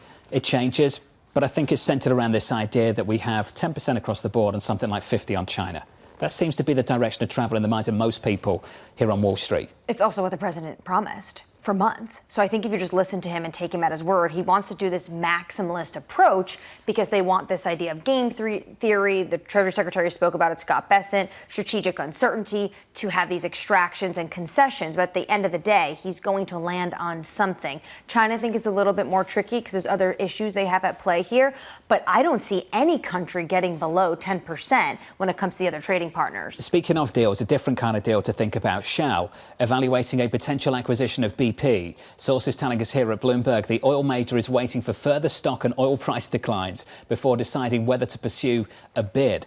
BP shares losing nearly a third of their value in the last 12 months. If this were to happen, and this has been for decades something that people in the industry have spoken about, could you see these two giants come together? It would be one of the largest ever takeovers. Interesting that we're talking about this story today, this Bloomberg great scoop over the weekend, when oil prices are so low today. So maybe now is a time, actually, you could see some sort of deal get done. Yeah, the London market, of course, on holiday today. But if it wasn't, I think we'd be having this conversation. This isn't how you get the stock price down, by leaking it into the media that you're interested in buying the company. Probably not a smart way of getting the stock price down, is it? No, I think it's a way of getting the stock price up. But maybe it's a litmus test, testing the waters. I think it's interesting is that for BP, they took a different strategy years ago with Bernard Looney, and they really were going to go after net zero. And only recently they were saying, actually, we do need a lot of oil and gas. We're going to reverse. So potentially now they are struggling, and it could be almost a perfect moment for this tie-up. Former leadership had a total shocker, that's for sure. Brent crude right now down about 1%. In early trading this morning, just wanted to fit this one in. The FAA's plan to modernise air traffic control gaining fresh urgency as United Airlines cuts flights at Newark Airport. The carrier citing air traffic control shortages and technology breakdowns after a week of disruptions. Absolute chaos when it comes from Newark. And you brought up, Jonathan, what an air traffic controller said to NBC News. And this is the quote. "It is not not safe. It is a not safe situation right now for the flying public. This is what the reporter said was relayed to him. And the reporter's went on TV and talked about how this was an incredible statement. It was unsolicited. And that he said to the reporter separately, don't fly into Newark, avoid Newark at all costs. Incredibly challenging time, but we are going to hear from the administration. Sean Duffy says they have a plan. Potentially there's going to be more bonuses, but it's very hard to hire air traffic controllers. This is not hire someone on Monday, they start the job in a week. This takes months, this takes years to staff up. And it follows a series of aviation safety issues to start the year. Some of those tragic. Let's turn to the Federal Reserve ahead of Wednesday's decision. The president continuing to pressure the Fed chair, Jay Powell. He should lower them, and at some point he will. He'd rather not because he's not a fan of mine. He just doesn't like me because I think he's a total stiff. And I wish the people that are on that board would get him to lower because we are at a perfect time. It's already late, but he should lower interest rates. Let's talk to a man who used to be on that board and is probably happy he's not anymore. The former St. Louis Fed President Jim Bullard joins us for more. Jim, welcome back to the programme, my friend. How would you approach a meeting like this week's meeting, given all the information, additional information you've had to take in over the last month or so? I think the committee's in good shape for this meeting. Markets aren't expecting a move, and I don't think there is going to be a move. A lot of the debate will be about how to approach the meetings through the summer. And that's a traditional dynamic of the Fed. But, they did lower 100 basis points in the second half of 2024. That put them in, great position for this year. You got the strong jobs report on Friday. You've got inflation still coming down. So it's actually looking pretty good for the Fed. Things could go a lot of ways in the trade war. It could go very badly, but I think it could also go very well. And markets are starting to price that in. They're starting to realize that it's not the U.S. that's protectionist, it's the other countries that are protectionist. And the other countries, I think, are starting to realize that they could come to the table. They could probably reduce some of their trade barriers and some of their non-tariff trade barriers. And they could probably get a deal, at least a sketch of a deal, pretty shortly here. So we'll see exactly how this plays out. But from the Fed's point of view, why do anything until you get a little more of the uncertainty resolved? So, Jim, that's an important perspective. And it's a perspective that I haven't heard much of from the Fed chair, Jay Powell. Do you think he has acknowledged sufficiently the potential that this goes OK, this goes right? In fact, it could be good. I haven't heard people talk about it very much. I think actually this is, it can go two ways. It can go very badly, for sure. You could have, let's say the Chinese just throw up their hands and say, we just can't do it and we're going to go some other direction. But I don't think they're going to do that. I think all the incentives are for them and many others to come to the table, offer something. They probably have been too protectionist over the years. They have had too many non-tariff trade barriers. They could probably put something on the table that would get a deal. And that would be better for everybody. You'd get faster growth globally. You'd get faster growth in the U.S. And it would be a good outcome. So there is some upside potential. That's why I think you've got the stock market sniffing this out and moving up 9 sessions in a row. This is more of a constructive view on what the administration is trying to do. Do you think we could see the Fed potentially offer two versions, dual guidance, like we've seen from some companies? That's been discussed. Scenario analysis is a good thing to do in a time of high uncertainty, and then you could kind of map out some potential outcomes and then let the market put its own probabilities on those various paths. It's hard to get the committee to sort of agree on, well, which scenarios should we have and so on. So it's not the easiest thing to do, but if you look at older staff guidance that goes into the meeting, they have scenario analysis in there. You can look at the ones that were released 5 years ago or so. So they do that. It's kind of hard to talk about it other than individual members talking about it. When we have of course, the Treasury Secretary talking about things like strategic uncertainty, how difficult does that make the Fed look not just the next few months, but also this entire 4 years of the Trump administration, where that is going to be a feature, not a bug? The strategic uncertainty, yes.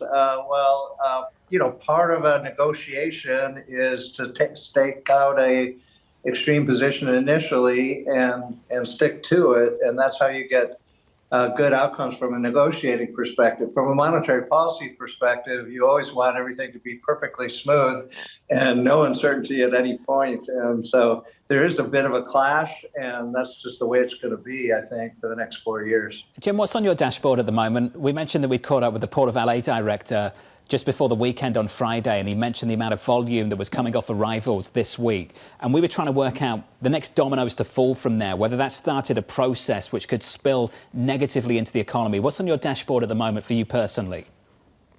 Yeah, I think these the tariffs between China and the U.S. are prohibitive. So this isn't about, you can raise your price either in China or in the U.S. a little bit. People will still buy your good. You're not going to sell anything with these kinds of tariffs. So I think you guys have the right language.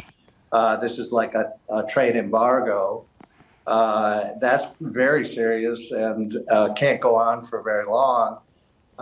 So that's something we're certainly watching. I was looking at some charts this morning about number of ships coming and piling up in Long Beach and so on. So that's definitely something to watch. I do think that these management teams of big companies, especially, and smaller ones as well, really, are very sophisticated. They've been through a trade war before. They've got some strategies about how to handle this. So in some ways, there's some insurance there. There's some mitigation, but you can't go on too long at this level of tariffs. And that's why I think many of these countries will see the light and come to the table. Hey, Jim, appreciate the update, sir. As always, Jim Bullard there, the former St. Louis Fed president, reminding us all that this can cut two ways, not just in a bad direction, but a positive one as well. Reminded me of Jim's old colleague, Chris Waller, the governor of the Federal Reserve, who said this, a tale of two outlooks in his speech. He did offer dual scenarios. Yeah, and he was constructive. And he also was reminding our viewers that even though it sounds like this president, I would even say Biden in some respects was also protectionist in some moments, other countries are also protectionist. You can find industries that they are desperately trying to protect. Japan, if you think about it, when it comes to autos, or the European Union when it comes to agriculture. Equities this morning, negative by about 0.9% on the S&P 500. With an update on stories elsewhere this morning, with your Bloomberg Brief, here's Yahara Anand. Hey, Yahara. Hi, John. President Trump says he's planning to impose a 100% tariff on movies produced overseas. He says foreign productions are a national security threat, claiming other countries use films for messaging and propaganda. It's unclear how the tariff would work, with many films involving production work in various countries. President Trump also says he wants to reopen the infamous Alcatraz prison in the San Francisco Bay. Trump said it would house America's, quote, most ruthless and violent offenders, and that he plans to work with the Bureau of Prisons, DOJ, FBI, and Homeland Security to rebuild and enlarge the prison. Alcatraz was closed in 1963. And in sports, the Golden State Warriors are moving on to the second round of the NBA playoffs after beating the Houston Rockets in Game 7, led by a 14-point fourth quarter from Steph Curry. And in hockey, the Winnipeg Jets advanced to the second round of the Stanley Cup playoffs after a thrilling Game 7 comeback win in double overtime over St. Louis. That's your Bloomberg Brief. John? Yahara, thank you. More from Yahara in the next hour. Up next on the program, a gift from the Saudis. Prices are down for oil. Prices are down for all energy. Prices are down at tremendous numbers for gasoline. I have it down to $1.98 in many states right now. Up next on the show, we'll catch up with Bloomberg's Anthony DePaola from New York City. You're watching Bloomberg TV.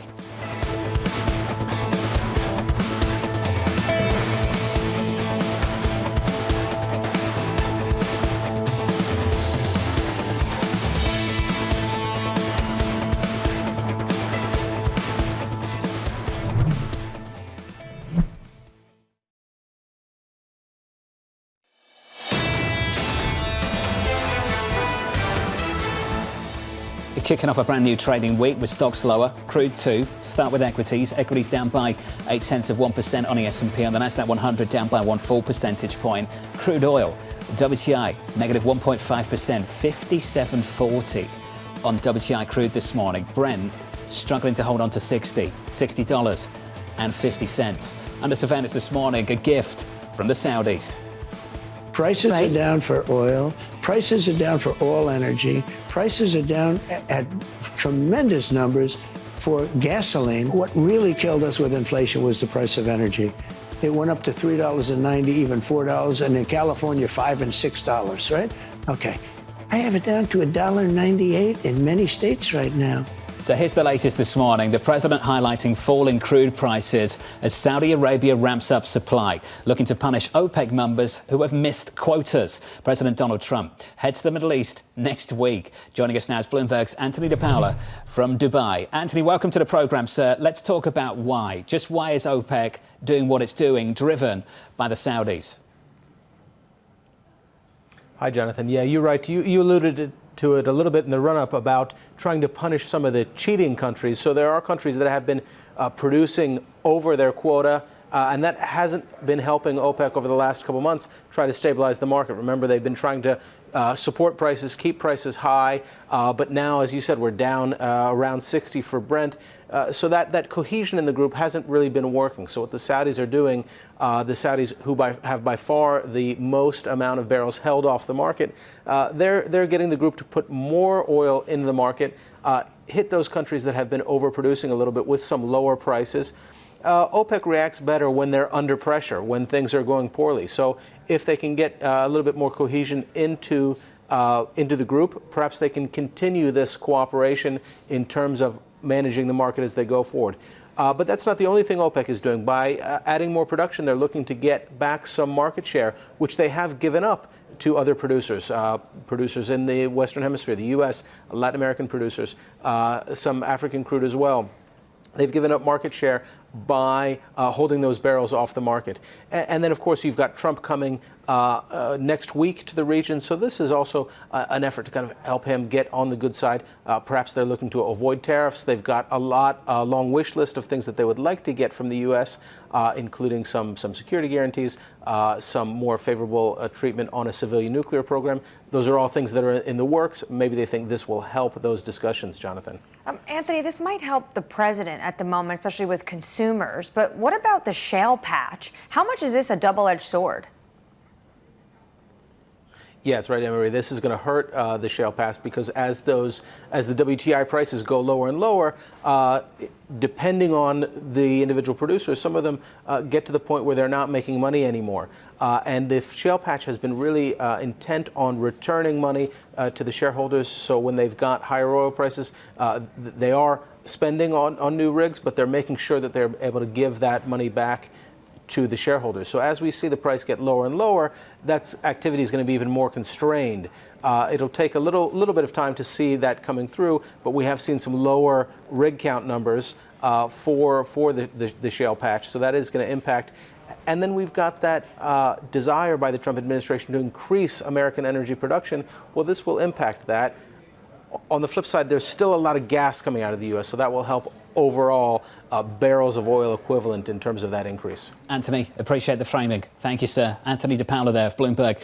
Out of Dubai, and that region's going to be a big focus in the coming week when the president heads over to the region. That's right. He'll be going to the Kingdom, he'll be going to Qatar, and also the UAE. It's so interesting what OPEC is doing, because at one hand it is an olive branch, but Torsten Slok over the weekend, when OPEC came out with this, said, look at what the Dallas Fed asked these energy companies about break-even. We're now below that break-even price, and they're talking about potentially maybe layoffs in the energy sector in America because the prices are just too low to be sustainable. Crude's down 1% this morning, down 20% so far year to date. Joining us now is Kathy Jones of Charles Schwab. Kathy, how much comfort will this drop-off of energy prices bring the Federal Reserve later this week?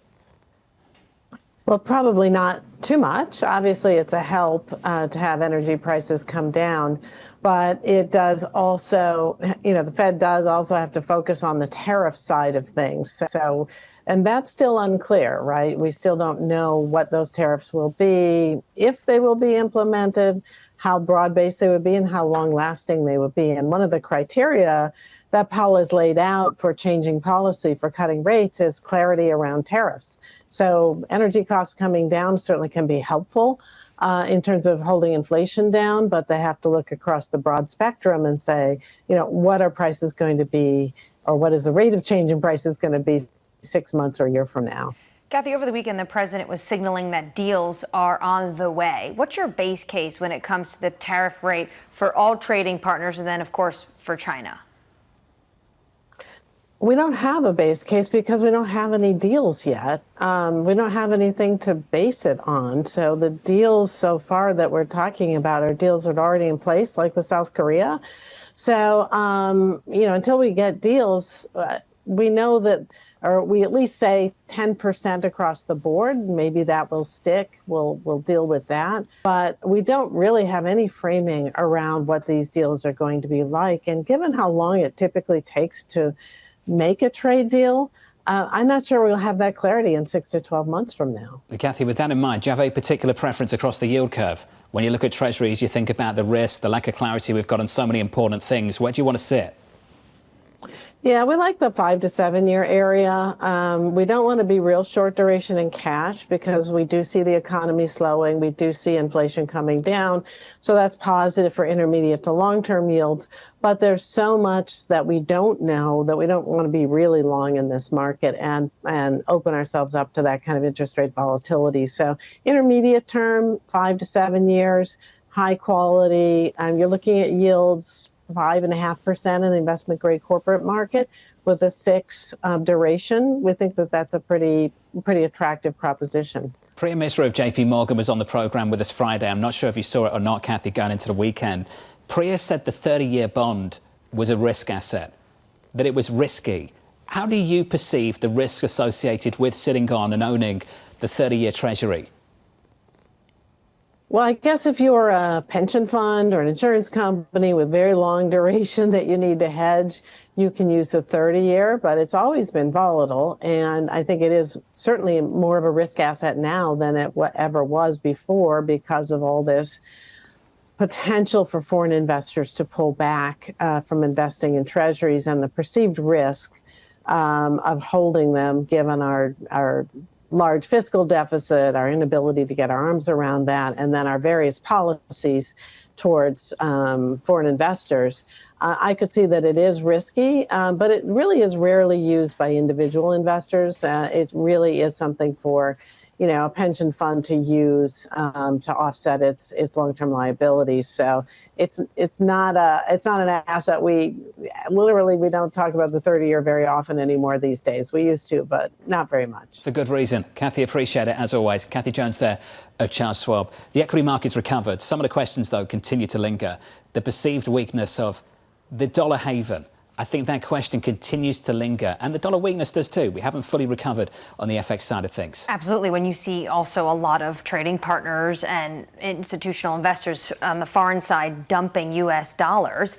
But over the weekend, what did the Treasury Secretary say in the Wall Street Journal? We will maintain a strong dollar policy. We're not seeing that play out right now. The dollar weaker again this morning. DXY down by 0.4%. Up next, Stephanie Lang of Homrich Berg, Dana Telsey of the Telsey Advisory Group, Erin McLaughlin of the Conference Board, and Debbie Cunningham of Federated. From New York, the third hour of Bloomberg Surveillance. Up next.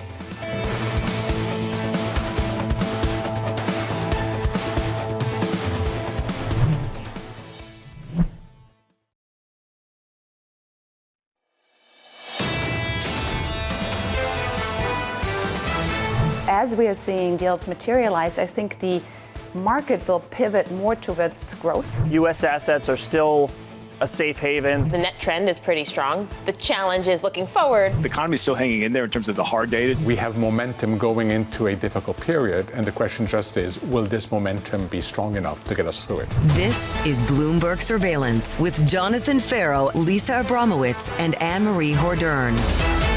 There is some resilience in the U.S. economy. The payrolls report on Friday certainly speaks to that going into the weekend as we kick off a brand new trading week. Good morning to you all. The third hour of Bloomberg Surveillance starts right now, and your scores look like this, with equity futures on the S&P down by 0.8%. On the Nasdaq 100, we're down by 1 full percentage point, following quite a run on the S&P. 9 consecutive days of gains and up 10% over the period, the best run we've seen on a daily basis going back to 2004. In the bond market, 2-year, 10-year, 30-year, just a bit of quiet. Yields are down by 3 basis points on a 2-year, 379. Better data on Friday, unlocking higher bond yields going into the Federal Reserve meeting this coming Wednesday. Chairman Powell taking center stage, and the pressure once again building from the White House. Pressure's building from the White House. You see the job voting once again over the weekend from the president, but he did say that this is a Fed that is stubborn, and he doesn't think they're going to move very quickly, but in a year he can replace him. So at the moment, we don't have to worry about a termination of Jay Powell. Tricky moment for the Fed because the market is still trying to digest where policy is going. Trade deals, which one will we get? Potentially we're going to get one this week. Who will it be with? And then, of course, the lingering, more important trade deal is going to be with China. At the moment, the president says him and Xi Jinping will not talk this week, but he says that those rates are coming down. But coming down, Jonathan, to where? It's difficult to provide an outlook at this point, particularly for the Federal Reserve. I'd go back to the speech that was delivered from the governor of the Federal Reserve, Chris Waller, and what he said in the middle of last month, a tale of two outlooks. And maybe they'll offer multiple scenarios. Maybe they will.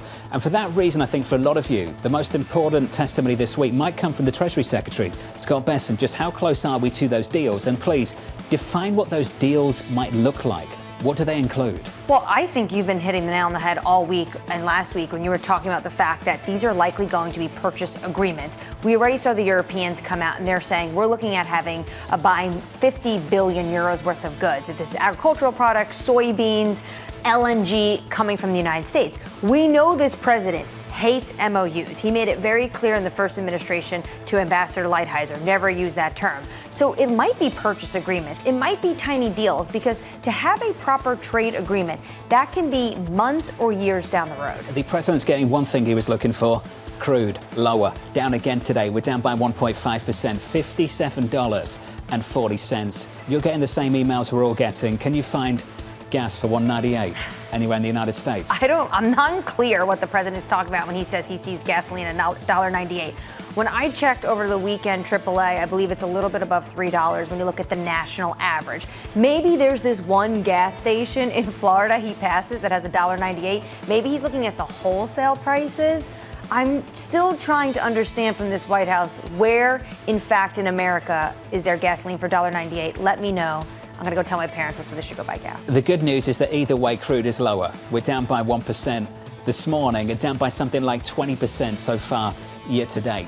Coming up this hour, we'll catch up with Stephanie Lang of Homrich Berg after stocks complete a major turnaround. We'll catch up with Dana Telsey of the Telsey Advisory Group as Trump's tariffs hit supply chains, and Erin McLaughlin of the Conference Board on the importance of a China trade deal. We begin this hour with stocks lower after erasing post-April 2nd losses. Stephanie Lang of Homrich Berg writing, we're on borrowed time before the tariffs have a material impact on the broader economy. Stephanie joins us now for more. Stephanie, welcome to the programme. Let's get straight to it. I want to pick up on that line. I think it's really important. We've heard from several economists that maybe last month's payrolls report was the last good one. Do you think the weakness could appear as soon as this month, as soon as next month? Well, I think we probably have a little more time than that, but the essence is we are on borrowed time. We've had some pull forward of activity in terms of the consumer, businesses trying to get ahead of the tariffs, but eventually that's going to play out, and we know it. It's just a matter of how soon will we see it? And that's what we're concerned about in terms of how this will eventually play out unless we start getting some deals on the tariffs. Stephanie, as you know, at the index level, we've seen a total turnaround for the equity market. Are there certain areas of the market where you think there's more capacity to absorb negative news if we do indeed get some through the summer? Well, I think, in terms of the sectors of the market, there are some more resilient ones. Of course, we've seen in the earnings reports, retail, travel really getting hit. So I think it makes sense to be a little more defensive at this point because we have so much uncertainty. Of course, consumer staples have been really strong, but they have high valuations, and healthcare is something that we're a little more bullish on, given that it's had tremendous earnings growth, and you also have some lower valuations there. When it comes to the expectation for trade policy, you say we're on borrowed time, but are you seeing impact that the damage is already done right now, even though we're in the middle of this reprieve from the White House? Well, I don't think we've seen the damage yet. You just start seeing it from the CEO sentiment data, which essentially, if you look at what they're saying, is that they aren't going to hire as quickly, that they aren't going to have the CapEx, and the consumers are in the same spot. Maybe they'll put off on that home renovation or those big purchases. But just last week, Apple said that they expect $900 billion in costs added because of tariffs. So it's an expectation that's coming on, and we're starting to see it in terms of earnings estimates moving forward. While this quarter has been quite strong in terms of where earnings have ultimately come in, if you look out the next several quarters, we are starting to see estimates come down. And ultimately, we were at 15% in terms of earning growth for 2025. We're back at 10, which we still think is pretty good, but we expect it to come down if we don't see some resolution on the trade front. How important, then, is it for the administration to push forward the other agenda items when you look at the policy perspective of the administration, meaning deregulation and the tax cuts or tax extension? That's exactly right. The sequencing of the policies from Trump this year, we've essentially gotten all the drag on growth policy through tariffs, and we haven't gotten any of the pro-growth measures through the tax cuts and deregulation. In fact, deregulation was supposed to be a big spur to growth this year, and actually it's been quite the opposite. We're not seeing any deals coming through. So essentially, we're getting all the spinach with no dessert so far this year. And so it's critically important not only to see what this tax bill can do to spur growth, but really help that sentiment from both the consumers and the CEOs, that they can settle down and feel a little better about the trajectory of the economy and really start, hiring, don't put off the spending. And that would really help things looking forward in terms of the trajectory of the U.S. economy. Stephanie, just out of interest, what would you like to see in the bill beyond just extending current law? Well, I'd like to see, some of this deregulation come through. And that's, been a big part of what we thought would spur the market. It's been the exact opposite. So we need some new measures in there in terms of, what can be pro-growth, not just an extension of the tax cut. So deregulation, maybe some additional tax cuts that we weren't going to see. But of course, how are we going to pay for it? And that's what's really going to be the big negotiating front in Congress in terms of how we're going to get to the final bill. Could define the rest of this year. Stephanie, appreciate your time, as always. Stephanie Lang there of Homrich Berg. Stephanie, thank you. This is the challenge in the second half of the year. Extending current law plus what? And it's the plus what that we're still wrestling with. Well, the Treasury Secretary seems to think that they're going to get everything Trump pretty much promised on the campaign trail. No tax on tips, no tax on Social Security. I would say look to what's happening in Congress, the factions that are building, and these slim majorities you have in the Senate and the House. How do you get all these individuals on board, especially leading up to the midterm elections? Speaker Johnson, or maybe Speaker Donald Trump, will be herding cats when it comes to getting this bill across the finish line. Can we call them the SALT lobby? Just how strong is the SALT lobby right now? It's pretty big. They can tank the bill if they want, and they're pushing for a minimum 25K when it comes to SALT. And we should remind the president he came to places like Nassau County in New York, where he did not have to go out on the campaign trail and promise to lift the SALT cap. That's the trade story plus the tax story for later this year, and the reason why a lot of people are still unsure about the next 12 months or so. Equity futures on the S&P 500 negative here by 0.8% on the S&P, following what has been a stellar run in this equity market. With the latest on news elsewhere with your Bloomberg Brief, here's Yahara. Hey, Yahara. Hi, John. Israel is promising a harsh response to a missile strike by Houthi militants that penetrated its aerial defenses and struck near an airport. Prime Minister Benjamin Netanyahu responded on X, saying Israel will respond to the Houthi attack against our main airport and at a time and place of our choosing. Taiwan's dollar surged by the most in over 3 decades on speculation exporters are rushing to convert their holdings of U.S. dollars to the island's currency. Traders are betting that Taiwan's central bank may be allowing the currency to appreciate ahead of a U.S.-Taiwan trade deal. And Disney's Thunderbolts debuted at #1 at the weekend box office. According to ComScore, the superhero film grossed $76 million in U.S. and Canadian theaters. So far this year, box office sales are up 167% from the same time last year, according to ComScore.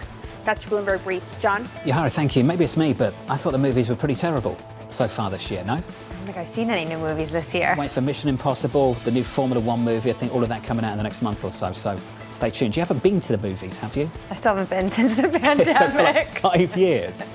Yeah. Okay. You worried about the pandemic still? No, no one's invited me. Okay. We'll go. As a team, we'll hold your hand. Get you into a movie theatre. Equity futures right now in the S&P negative by 0.75%. Up next, the morning calls. Plus, Dana Telsey of the Telsey Advisory Group as Trump's tariffs hit supply chains. From New York, this is Bloomberg.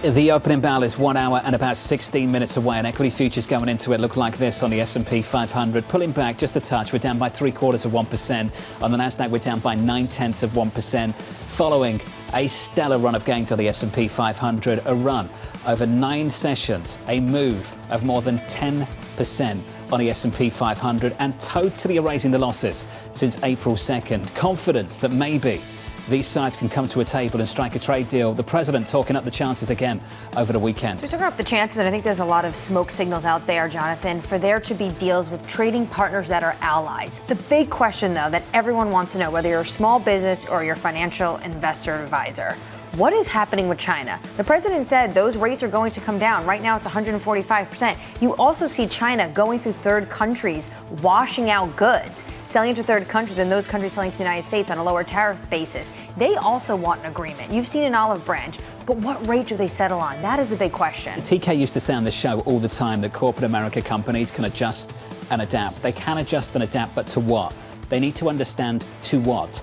Give us a level, give us the law of the land, and then we'll adjust and adapt. But in the meantime, they're in wait-and-see mode, waiting and seeing what will the outcome be from these negotiations. What else can you do if you wait, besides wait and see? You don't have the rules of the road just yet. The president is in negotiating mode. He's talked about this. He's taking a maximalist approach to get to the best deal at the table. Strategic uncertainty, this idea of game theory. What else are you supposed to do? You have to wait for the White House to let you know where you're going. But you do know the direction of travel, and it's down. And that can trigger a period of economic weakness. That's the risk for the next several weeks, the next several months maybe, through the summer, depending on what the outcome of these negotiations will actually be.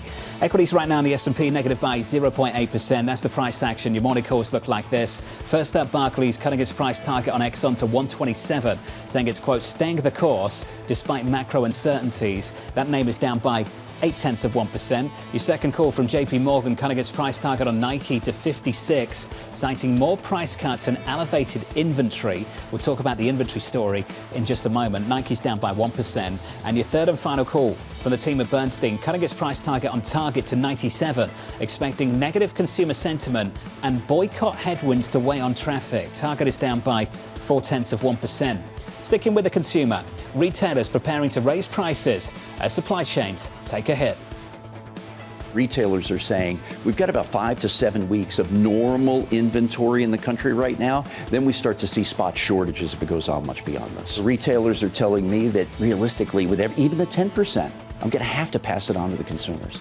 Dana Telsey, the Telsey Advisory Group, writing the following. There appears to be a pull forward of demand and higher prices are coming, which is likely to negatively impact demand more broadly. Dana joins us now for more. Dana, good morning. Good to see you. Good morning. Nice to see you. The inventory story. Let's just sit on that for a moment. What does it look like? What are you monitoring across retail specifically? It's very murky out there. I mean, definitely retailers have to bring in inventory early in order to have the lowest cost inventory. This 90-day reprieve, what happens in early July, is going to be the big question mark. Goods need to be ordered, frankly, now and through the next 4 or 5 weeks for the holiday season. So retailers have to place their bets in terms of what they're going to do. And we've seen it in some instances where we're still early in the earnings reporting season, but some have already pulled forward some demand. Five Below was a surprise on Friday, better than expected same-store sales that they delivered. You look at companies like Primark, which is a value retailer with only around 30 stores in the U.S. from the U.K. They're talking about the fact that even prices on items that are below $10 would need to be raised 40% plus with these tariffs. Target's an interesting company to follow here. They've stepped on a couple of inventory landmines. There was a pull forward, then they had too much. Do you think they've been scarred by that? Going into this episode, could we see the repeat of a mistake, but maybe the reverse of the mistake, not having enough? It all depends on the categories, and retailers are going to bring in goods early because it'll be lower cost goods. We began to see in what we track on inventory levels, we began to see a pickup in the fourth quarter of inventory.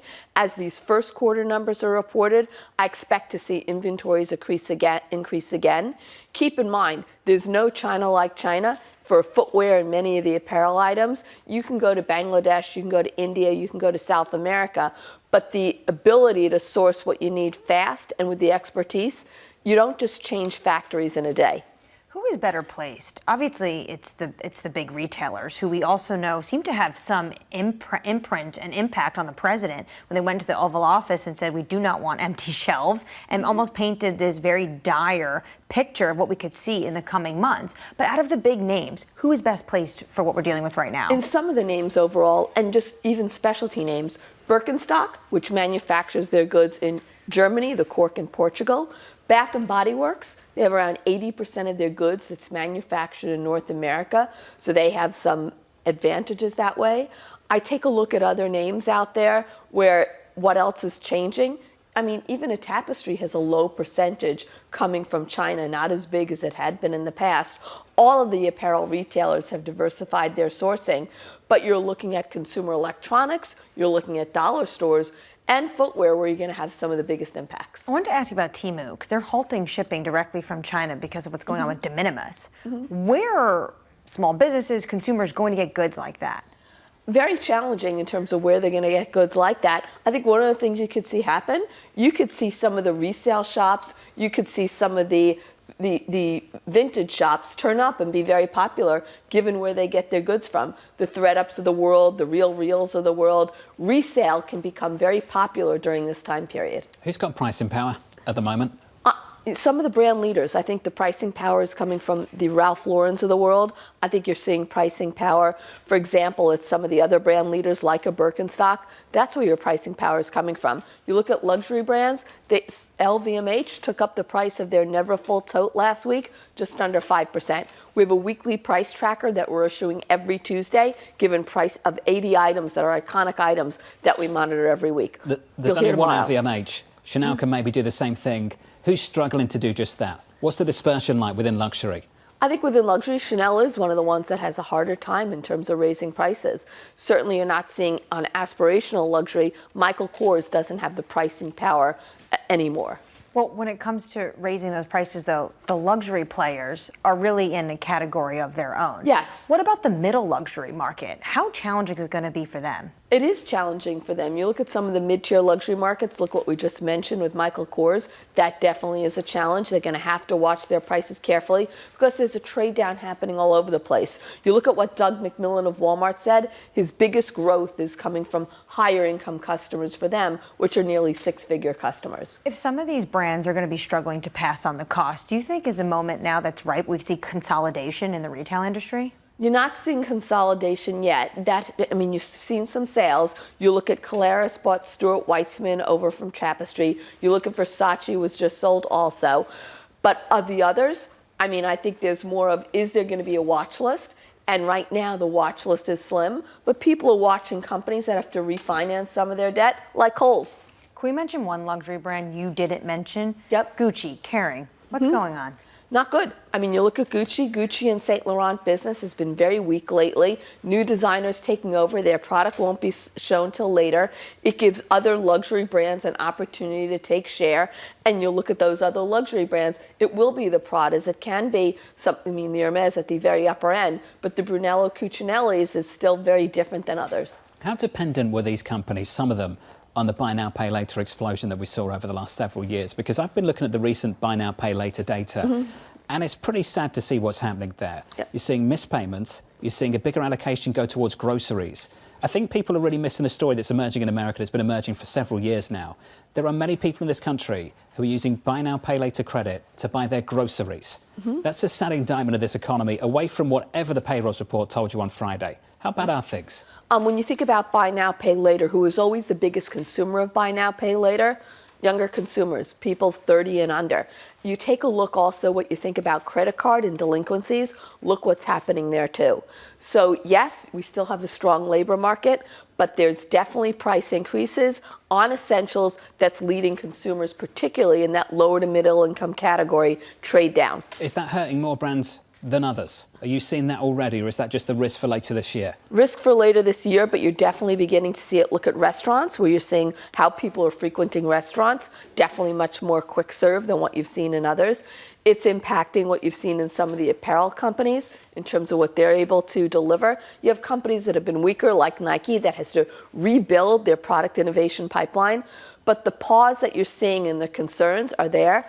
Yet we've seen through the first quarter, given we've said every week and month is divorced from each other, given there's new data points, resiliency in terms of some of the, for example, retail store openings. We're watching it carefully. What's the resiliency right now when it comes to the consumer in China? We're spending a lot of time talking about the consumer in America and how they're going to be hit from the tariffs. What's going on in China and the demand? Slowing in terms of demand in China, whether it's luxury goods or whether it's other U.S. brands, you're definitely seeing that slowing. You're seeing some brands continue to remain strong there, and by that I mean Ralph Lauren in China has been solid. Dana, appreciate it. It's good to see you. Thank you. Good to see you. Thanks for the update. Appreciate Thank you. it. Really do. Dana Telsey there of the Telsey Advisory Group. Just want to give you a sneak peek of the week ahead, because later on this morning we get some economic data.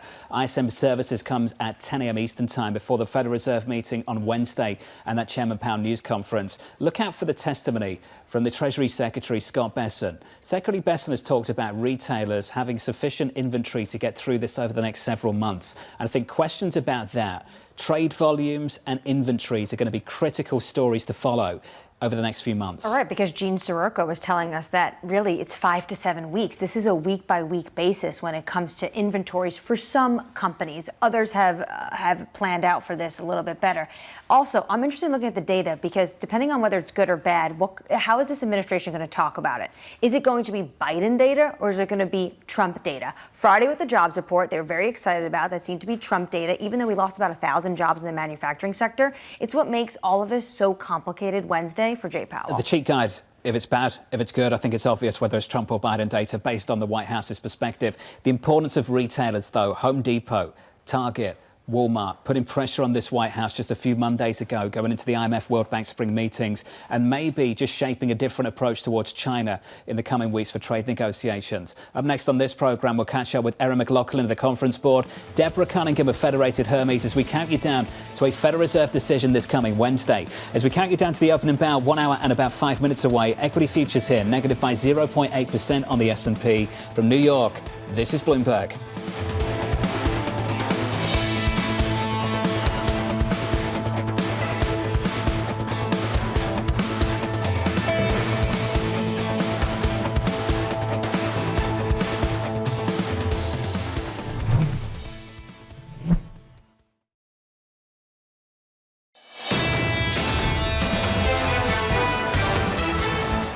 This just in from Goldman Sachs. The May Fed meeting should be uneventful. There's your promo for Wednesday's show. But we expect enough evidence to accumulate for a cut by July. That's the team at Goldman Sachs and their call on the Federal Reserve. Equity futures this morning going into that opening bell 1 hour away. Equity futures down by 0.8%. On the Nasdaq 100, we're down by close to 1 full percentage point with some movers this morning. Your morning movers. Here's Danny Berger. Hey, Danny. Hey, John. Well, Berkshire Hathaway's board has taken Warren Buffett's advice last hour, announcing that they have indeed named Greg Abel as the new CEO of Berkshire Hathaway starting the 1st of January. Follows over the weekend at the shareholder meeting. Warren Buffett saying that he would be stepping down as chief executive. For Abel, it's a mammoth task ahead of him, a new era For Berkshire Hathaway, without Warren Buffett, with a huge cash pile on hand, shares down nearly 3% in the pre-market trade. Also falling this morning, most of the media companies. You have Netflix, Disney, Warner Brothers Discovery, all down at least about 3%. Netflix doing the worst of them after President Trump posting on Truth Social saying that he would tariff foreign films 100%. A lot of questions as to how exactly that would work, but even so, we are selling on that. Meanwhile, we also had some earnings coming from Tyson Foods in the last hour. Those shares down 2%. They did indeed beat, but there's some concern that the results were really just lifted by their chicken sales. Their beef sales have been really poor. Higher costs are having a hard time passing that on to consumers, and questions whether we've reached peak chicken. If there are tariffs now coming on, does that mean we'll have retaliatory tariffs? So that means less Chinese demand for U.S. chicken as the economy slows. They did keep their guidance, and they didn't mention tariffs or economic weakness. John. Danny, thank you. Appreciate the update. Consumer price tolerance, a big feature of the conversation for economists, that's for sure, going into the summer. Investors looking ahead to Wednesday's Fed decision and Fed Chair Jay Powell news conference. Joining us now is Mike McKee with more. Good morning, Mike. Good morning, John. There isn't a whole lot else on the calendar. This is a very light data week. You mentioned the ISM services report later today. Most people will be looking under the hood at the sub-indexes, particularly for new orders and employment, some sort of hint as to where we're going with this economy. Trade tomorrow, that is the adds in services to the goods trade balance, which hit a record last month. Fed decision on Wednesday, as you mentioned, and I think Goldman Sachs pretty much has it nailed. Not going to do anything in terms of rates, and there's no new forecasts. So at this point, it's going to be up to Jay Powell, who probably, you could probably have a Las Vegas line on how many different ways you can say, I don't know, in his news conference. Claims and productivity will come on Thursday. Then Friday, the Fed is back. We'll see what the rest of the Open Market Committee thinks about the future of the economy. We have an enormous number of people speaking. Williams, Barr, Kugler, Goolsbee, Williams, Waller, Musalam, Hammock, and Cook, all speaking on Friday. The interesting thing to watch is going to be John Williams, because he's speaking at the Bank of Iceland in Reykjavik, and then he's speaking to the Hoover Institution in California on the same day. One of those, California, is by video. So he's got 2 in 1 at opposite ends of the United States and the world. Mike, how much distance is there between him and the rest of the committee at the moment? Between Powell or Williams? Well, you mentioned Williams. I'll be focused on the New York Fed president, the first one after the Federal Reserve meeting. What about the rest of the committee? The rest of the committee is behind Jay Powell, behind John Williams, and the idea that they're not going to do anything in the short run. They have to wait for the data. But then there is some division about whether they're going to need to move quickly or not. And that's why you get back to the same thing from all of them about being data dependent. Some think they'll have to move more quickly if the economy slows. Nobody's really on the side of a rate move up because of inflation at this point. Mike McKee, thank you, sir. Appreciate the input as always. Erin McLaughlin there, the conference board, writes the following. The focus needs to be on getting a China trade deal. The current tariff level is unsustainable. Erin joins us now for more. Erin, good morning. Good morning. Do you want the good news? The administration agrees with you. Yes. It's unsustainable. Does that mean tariffs are coming down then in the next few weeks? You know, I think it'll be really interesting. I think what we're going to see is that there are going to be deals struck potentially with the other Asian economies while we sort of wait for China. You know, we keep hearing that there's discussions with China, then we hear that maybe there isn't. So my thinking is that we're going to see deals with the other Asian countries ahead of time. Before we get the bigger deals, how distorted will this economic data be through the summer? Well, and that's really what we're waiting for is the data, just like the Fed is. One data point, which is not directly about consumer spending that we look at, is our own consumer confidence index and the expectations part of that index, which continues to be at more than a decade low. It's in sort of that recessionary territory. We're also looking at port numbers, including the fact that the Port of LA is taking in about a third less cargo right now than it usually does in this time of year. When it looks at the expectations of consumers, what does this environment remind you of? What other point in time have you seen some of the survey data look like we have today? It looks like the Great Recession or the years after the Great Recession, which took a lot of time to come out of that moment. It doesn't necessarily look like the pandemic, because the pandemic obviously was something that sort of gumming up of supply chains was caused by an external factor. This is obviously something that is policy related and something that could change, can change potentially. We know that consumers are nervous about inflation and prices going higher because of the tariffs. But what you're also seeing is employment deterioration. This idea that prospects for getting a job is also challenging. Yes. And that makes consumers more nervous than anything. You know, having a job, and we've seen in our history of looking at this, when consumers have a job, they're going to spend.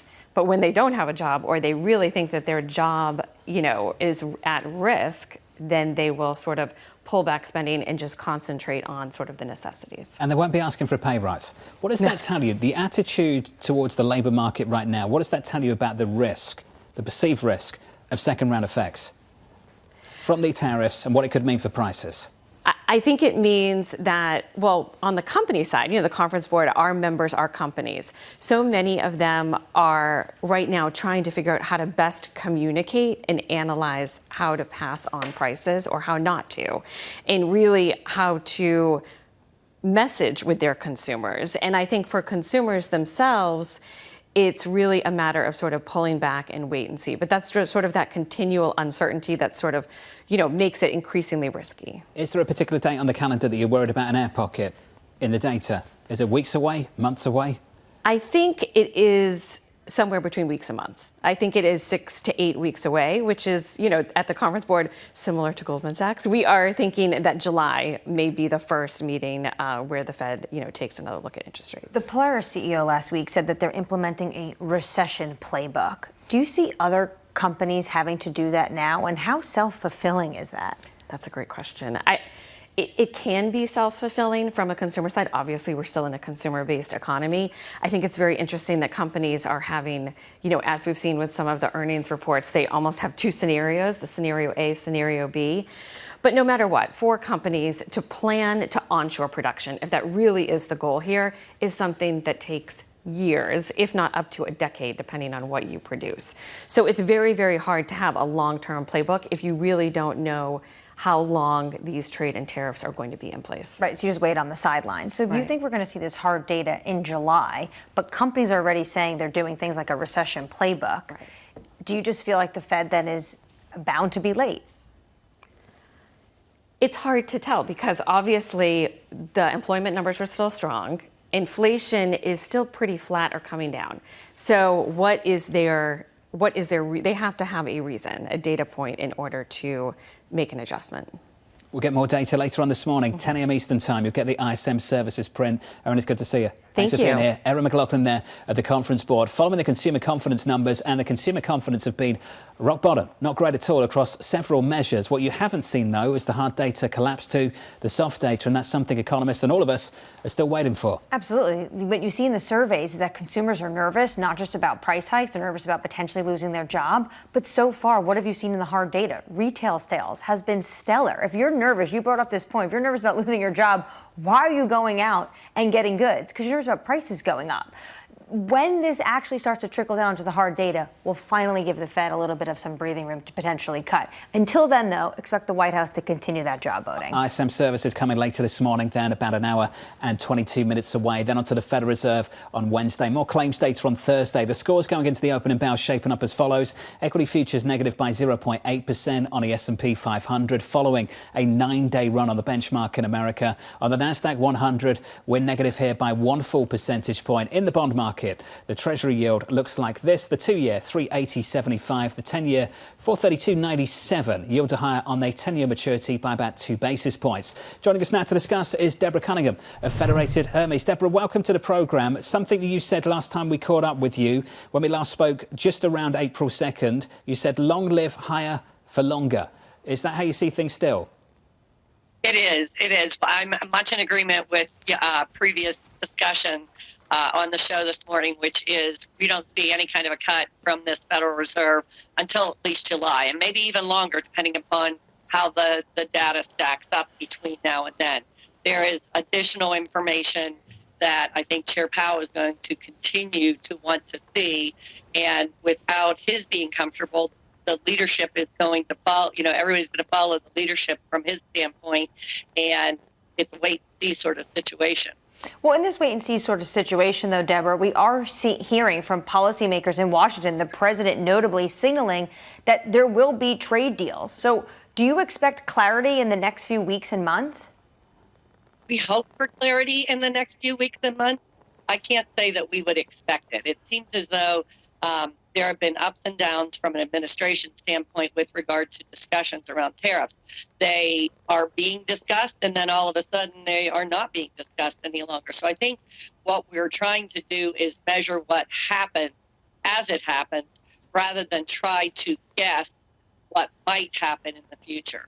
The guesses are really, I think not very well formed given the information that we have to go on so far. Right, but the administration is talking about, say, with China, which everyone is focused on, that the rate is unsustainable, and the president said he is going to drop it. Does that give you at least some hope that potentially you can see some positive trade momentum and give the Fed a little bit of breathing room in terms of where policy is going? Definitely there's hope along those lines. And I feel like we in the United States are closer to it than others. I've spent some time in some of our global offices outside the United States over the course of the last month. And there is much less optimism, both in Asia and in Europe, with regard to how these deals play out, when these deals play out, and to the extent that these deals play out. But I feel like at least here in the United States, where we are closer to it, where we hear and see things on a local basis that maybe don't hit the global news channel, we definitely have more of the appreciation of that hope here in Pittsburgh, at least. Debbie, lots of people talk about rate cut expectations and market pricing. When you speak to economists right now on Wall Street, you can drive a truck through the range of estimates. At the one end, you've got zero, at the likes of Morgan Stanley. At the other end, you've got the likes of Citi looking for 125 basis points of rate cuts. It just feels like market pricing are averaging out two very, very different scenarios. Which scenario is your base case, if you can even have a base case? Our base case is 2, maybe 3 cuts for the remainder of 2025. However, much like other world economists, our own, what we call our STIC committee, our short-term investments committee, has a number of voters that are looking at, expectations for the rest of this year and into 2026 and 27. And you could also drive a truck through our own estimates. We have, one person that's in the camp that before the end of the year, there will be a need to hike just from an inflationary perspective, whereas others are, in the more normalized 2-3 cut scenario. And then there are some that are on the far other side of the equation. So long tail with regard to our expectations internally as well. Debbie, appreciate the transparency. You're not alone. I think that's a reflection of investor committees across the country and around the world right now. Debbie, thank you. Deborah Cunningham there of Federated Hermes on the current situation, not just for them, but for pretty much everyone trying to make a forecast for the road ahead. Equity futures at the moment, near session lows on the S&P, down about 8 or 0.9% on the S&P 500. With an update on stories elsewhere, here's your Bloomberg brief with Yahira. Hey, Yahira. Hi, John. The Trump administration is planning to release a proposal to modernize the U.S. air traffic control system. The need for the upgrade was brought into focus on Friday when United said it would cut 35 daily round trips at Newark International Airport due to technology breakdowns and a staffing crunch. Shell is considering an acquisition of its rival BP. Sources telling Bloomberg a final decision will likely depend on whether BP's stock continues to slide after losing nearly a third of its value in the last 12 months. Deliberations are in the early stages, and Shell may opt to focus on share buybacks rather than a merger. And Scottie Scheffler just dominating the CJ Cup. Byron Nelson tying the PGA Tour's 72-hole record with a score of 253, totaling 31 under par. Scheffler cruised to an 8-shot victory, his first at the hometown event he grew up attending. His performance broke the tournament scoring record and marks his first win of the year. Very cool to watch. That's your Bloomberg brief. John? Yahira, thank you. Ridiculously low scoring over the weekend. Up next on the programme, we'll set you up for the week ahead. You're watching Bloomberg TV.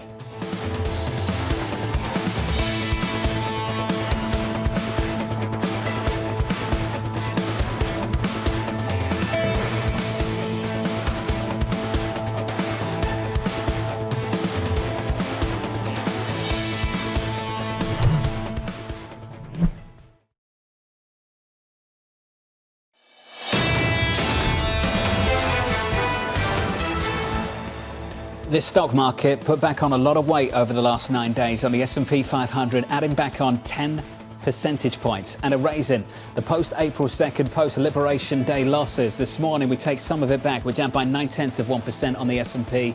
On the Nasdaq 100, we're down by 1 percentage point. Going into the opening bell, 41 minutes away. As we head towards that opening bell, here's the trading diary. The calendar looks like this. At 9:45 Eastern Time, we get some S&P PMI data. At 10 a.m., ISM Services. After the closing bell, earnings from Ford. Tomorrow, the trade balance, plus Treasury Secretary Scott Bessent testifies to Congress, and President Trump meets with the Canadian Prime Minister Mark Carney. On Wednesday, a Fed rate decision and a Chairman Powell news conference. Joining us now from the nation's capital, Tyler Kendall. Tyler, what's on your calendar? What are you focused on in the days ahead?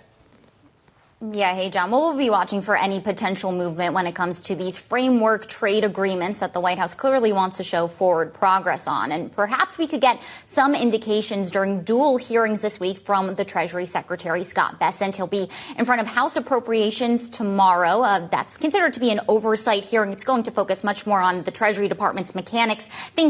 Questions geared towards the IRS, tax receipts, things like that. But then on Wednesday, that's really going to be more of the blockbuster hearing that we're going to be tracking. It's in front of House Financial Services. It's his annual testimony to Congress, and he will no doubt face those questions about tariffs. But when we look at his Wall Street Journal op-ed from over the weekend, it is clear that we can predict some of the things he's going to say, particularly as he pushes forward that this three-prong approach to their economic agenda when it comes to tariffs, taxes, and deregulation shouldn't be viewed separately, but rather as these interconnecting parts. And I bring that up because while these lawmakers will be grilling him on these tariff plans, it's clear he'll also have some messages for them, particularly when it comes to advancing that reconciliation package, as the White House really wants to see their tax cut agenda done as quickly as possible. Now, later on today, we do have 3 chances where we could hear from President Trump. The first will be at 1 p.m. Eastern. He is expected to announce, according to reports, that Washington, D.C. will host the 2027 NFL Draft. John, not a trade deal, but I guess you could consider that a deal of some other sorts. Looking forward to that, at least to see the color around that announcement, Tyler. I'm glad you brought up the tax agenda. The Treasury Secretary has said the market is way too focused on tariffs. They need to focus on tax, and deregulation.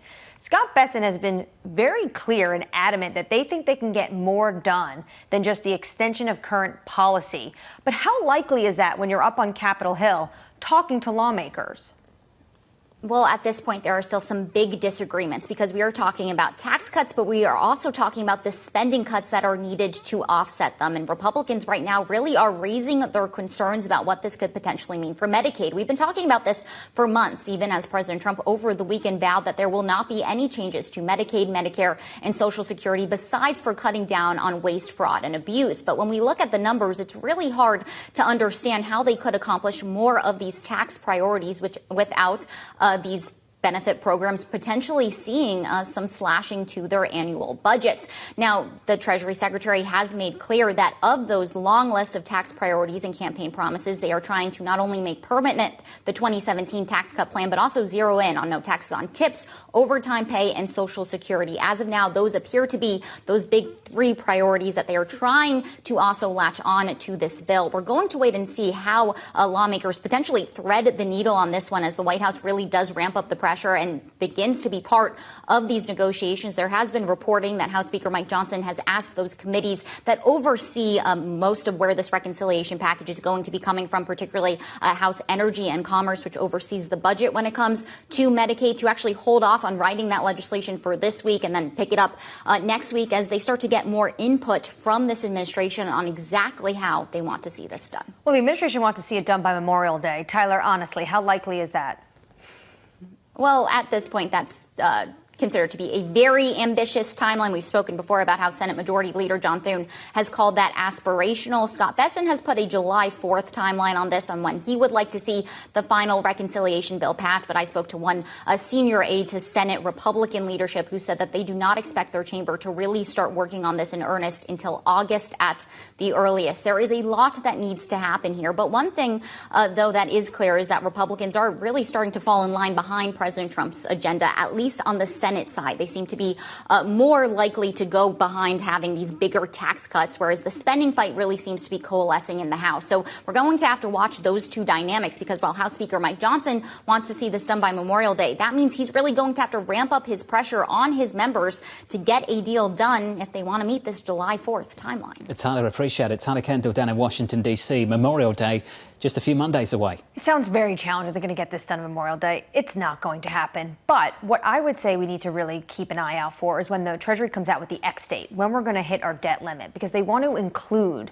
lifting the debt limit in reconciliation. And pretty much by design, that gives them a timeline. Of course, though, they could do carve-outs and they could just do the debt ceiling and say we're not done yet when it comes to taxes. This tax deal, I know the administration has a ton of priorities in it.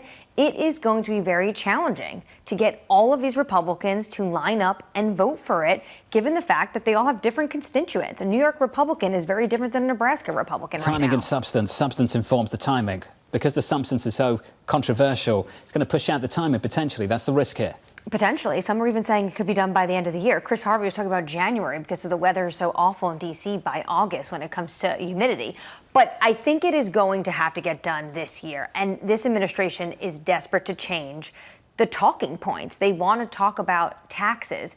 The question is, though, for market participants, and you brought this up before, is it removing the headwind or is there going to be a tailwind? Meaning, is it just going to be an extension of current policy, an extension of TCJA, which we saw under the first Trump administration, or are they going to get some of these sweeteners? Something to think about going into Memorial Day and July 4th, Independence Day, several weeks after that. Equity futures at the moment on the S&P 500, negative by 0.8%. The opening bout just around the corner. Coming up tomorrow, reacting to all of this, we'll catch up with Cameron Dawson of New Edge Wealth. We'll speak to Jonathan Pingle of UBS, Sarah Hunt of Alpine Saxon Woods, and Congressman French Hill of Arkansas. Where the congressman is, not just on the tax effort, but on trade. What is Walmart in Arkansas telling the congressman, French Hill, about the situation when it comes to supply, goods crossing the border, and when it comes to prices and inventory? He's probably telling him it's been a very challenging few weeks and we were desperate. We'd love some clarity from Washington, D.C. We know that Walmart executives have said that to the Oval Office, so I'm sure they're bringing that up with Congressman French Hill, who's also the chair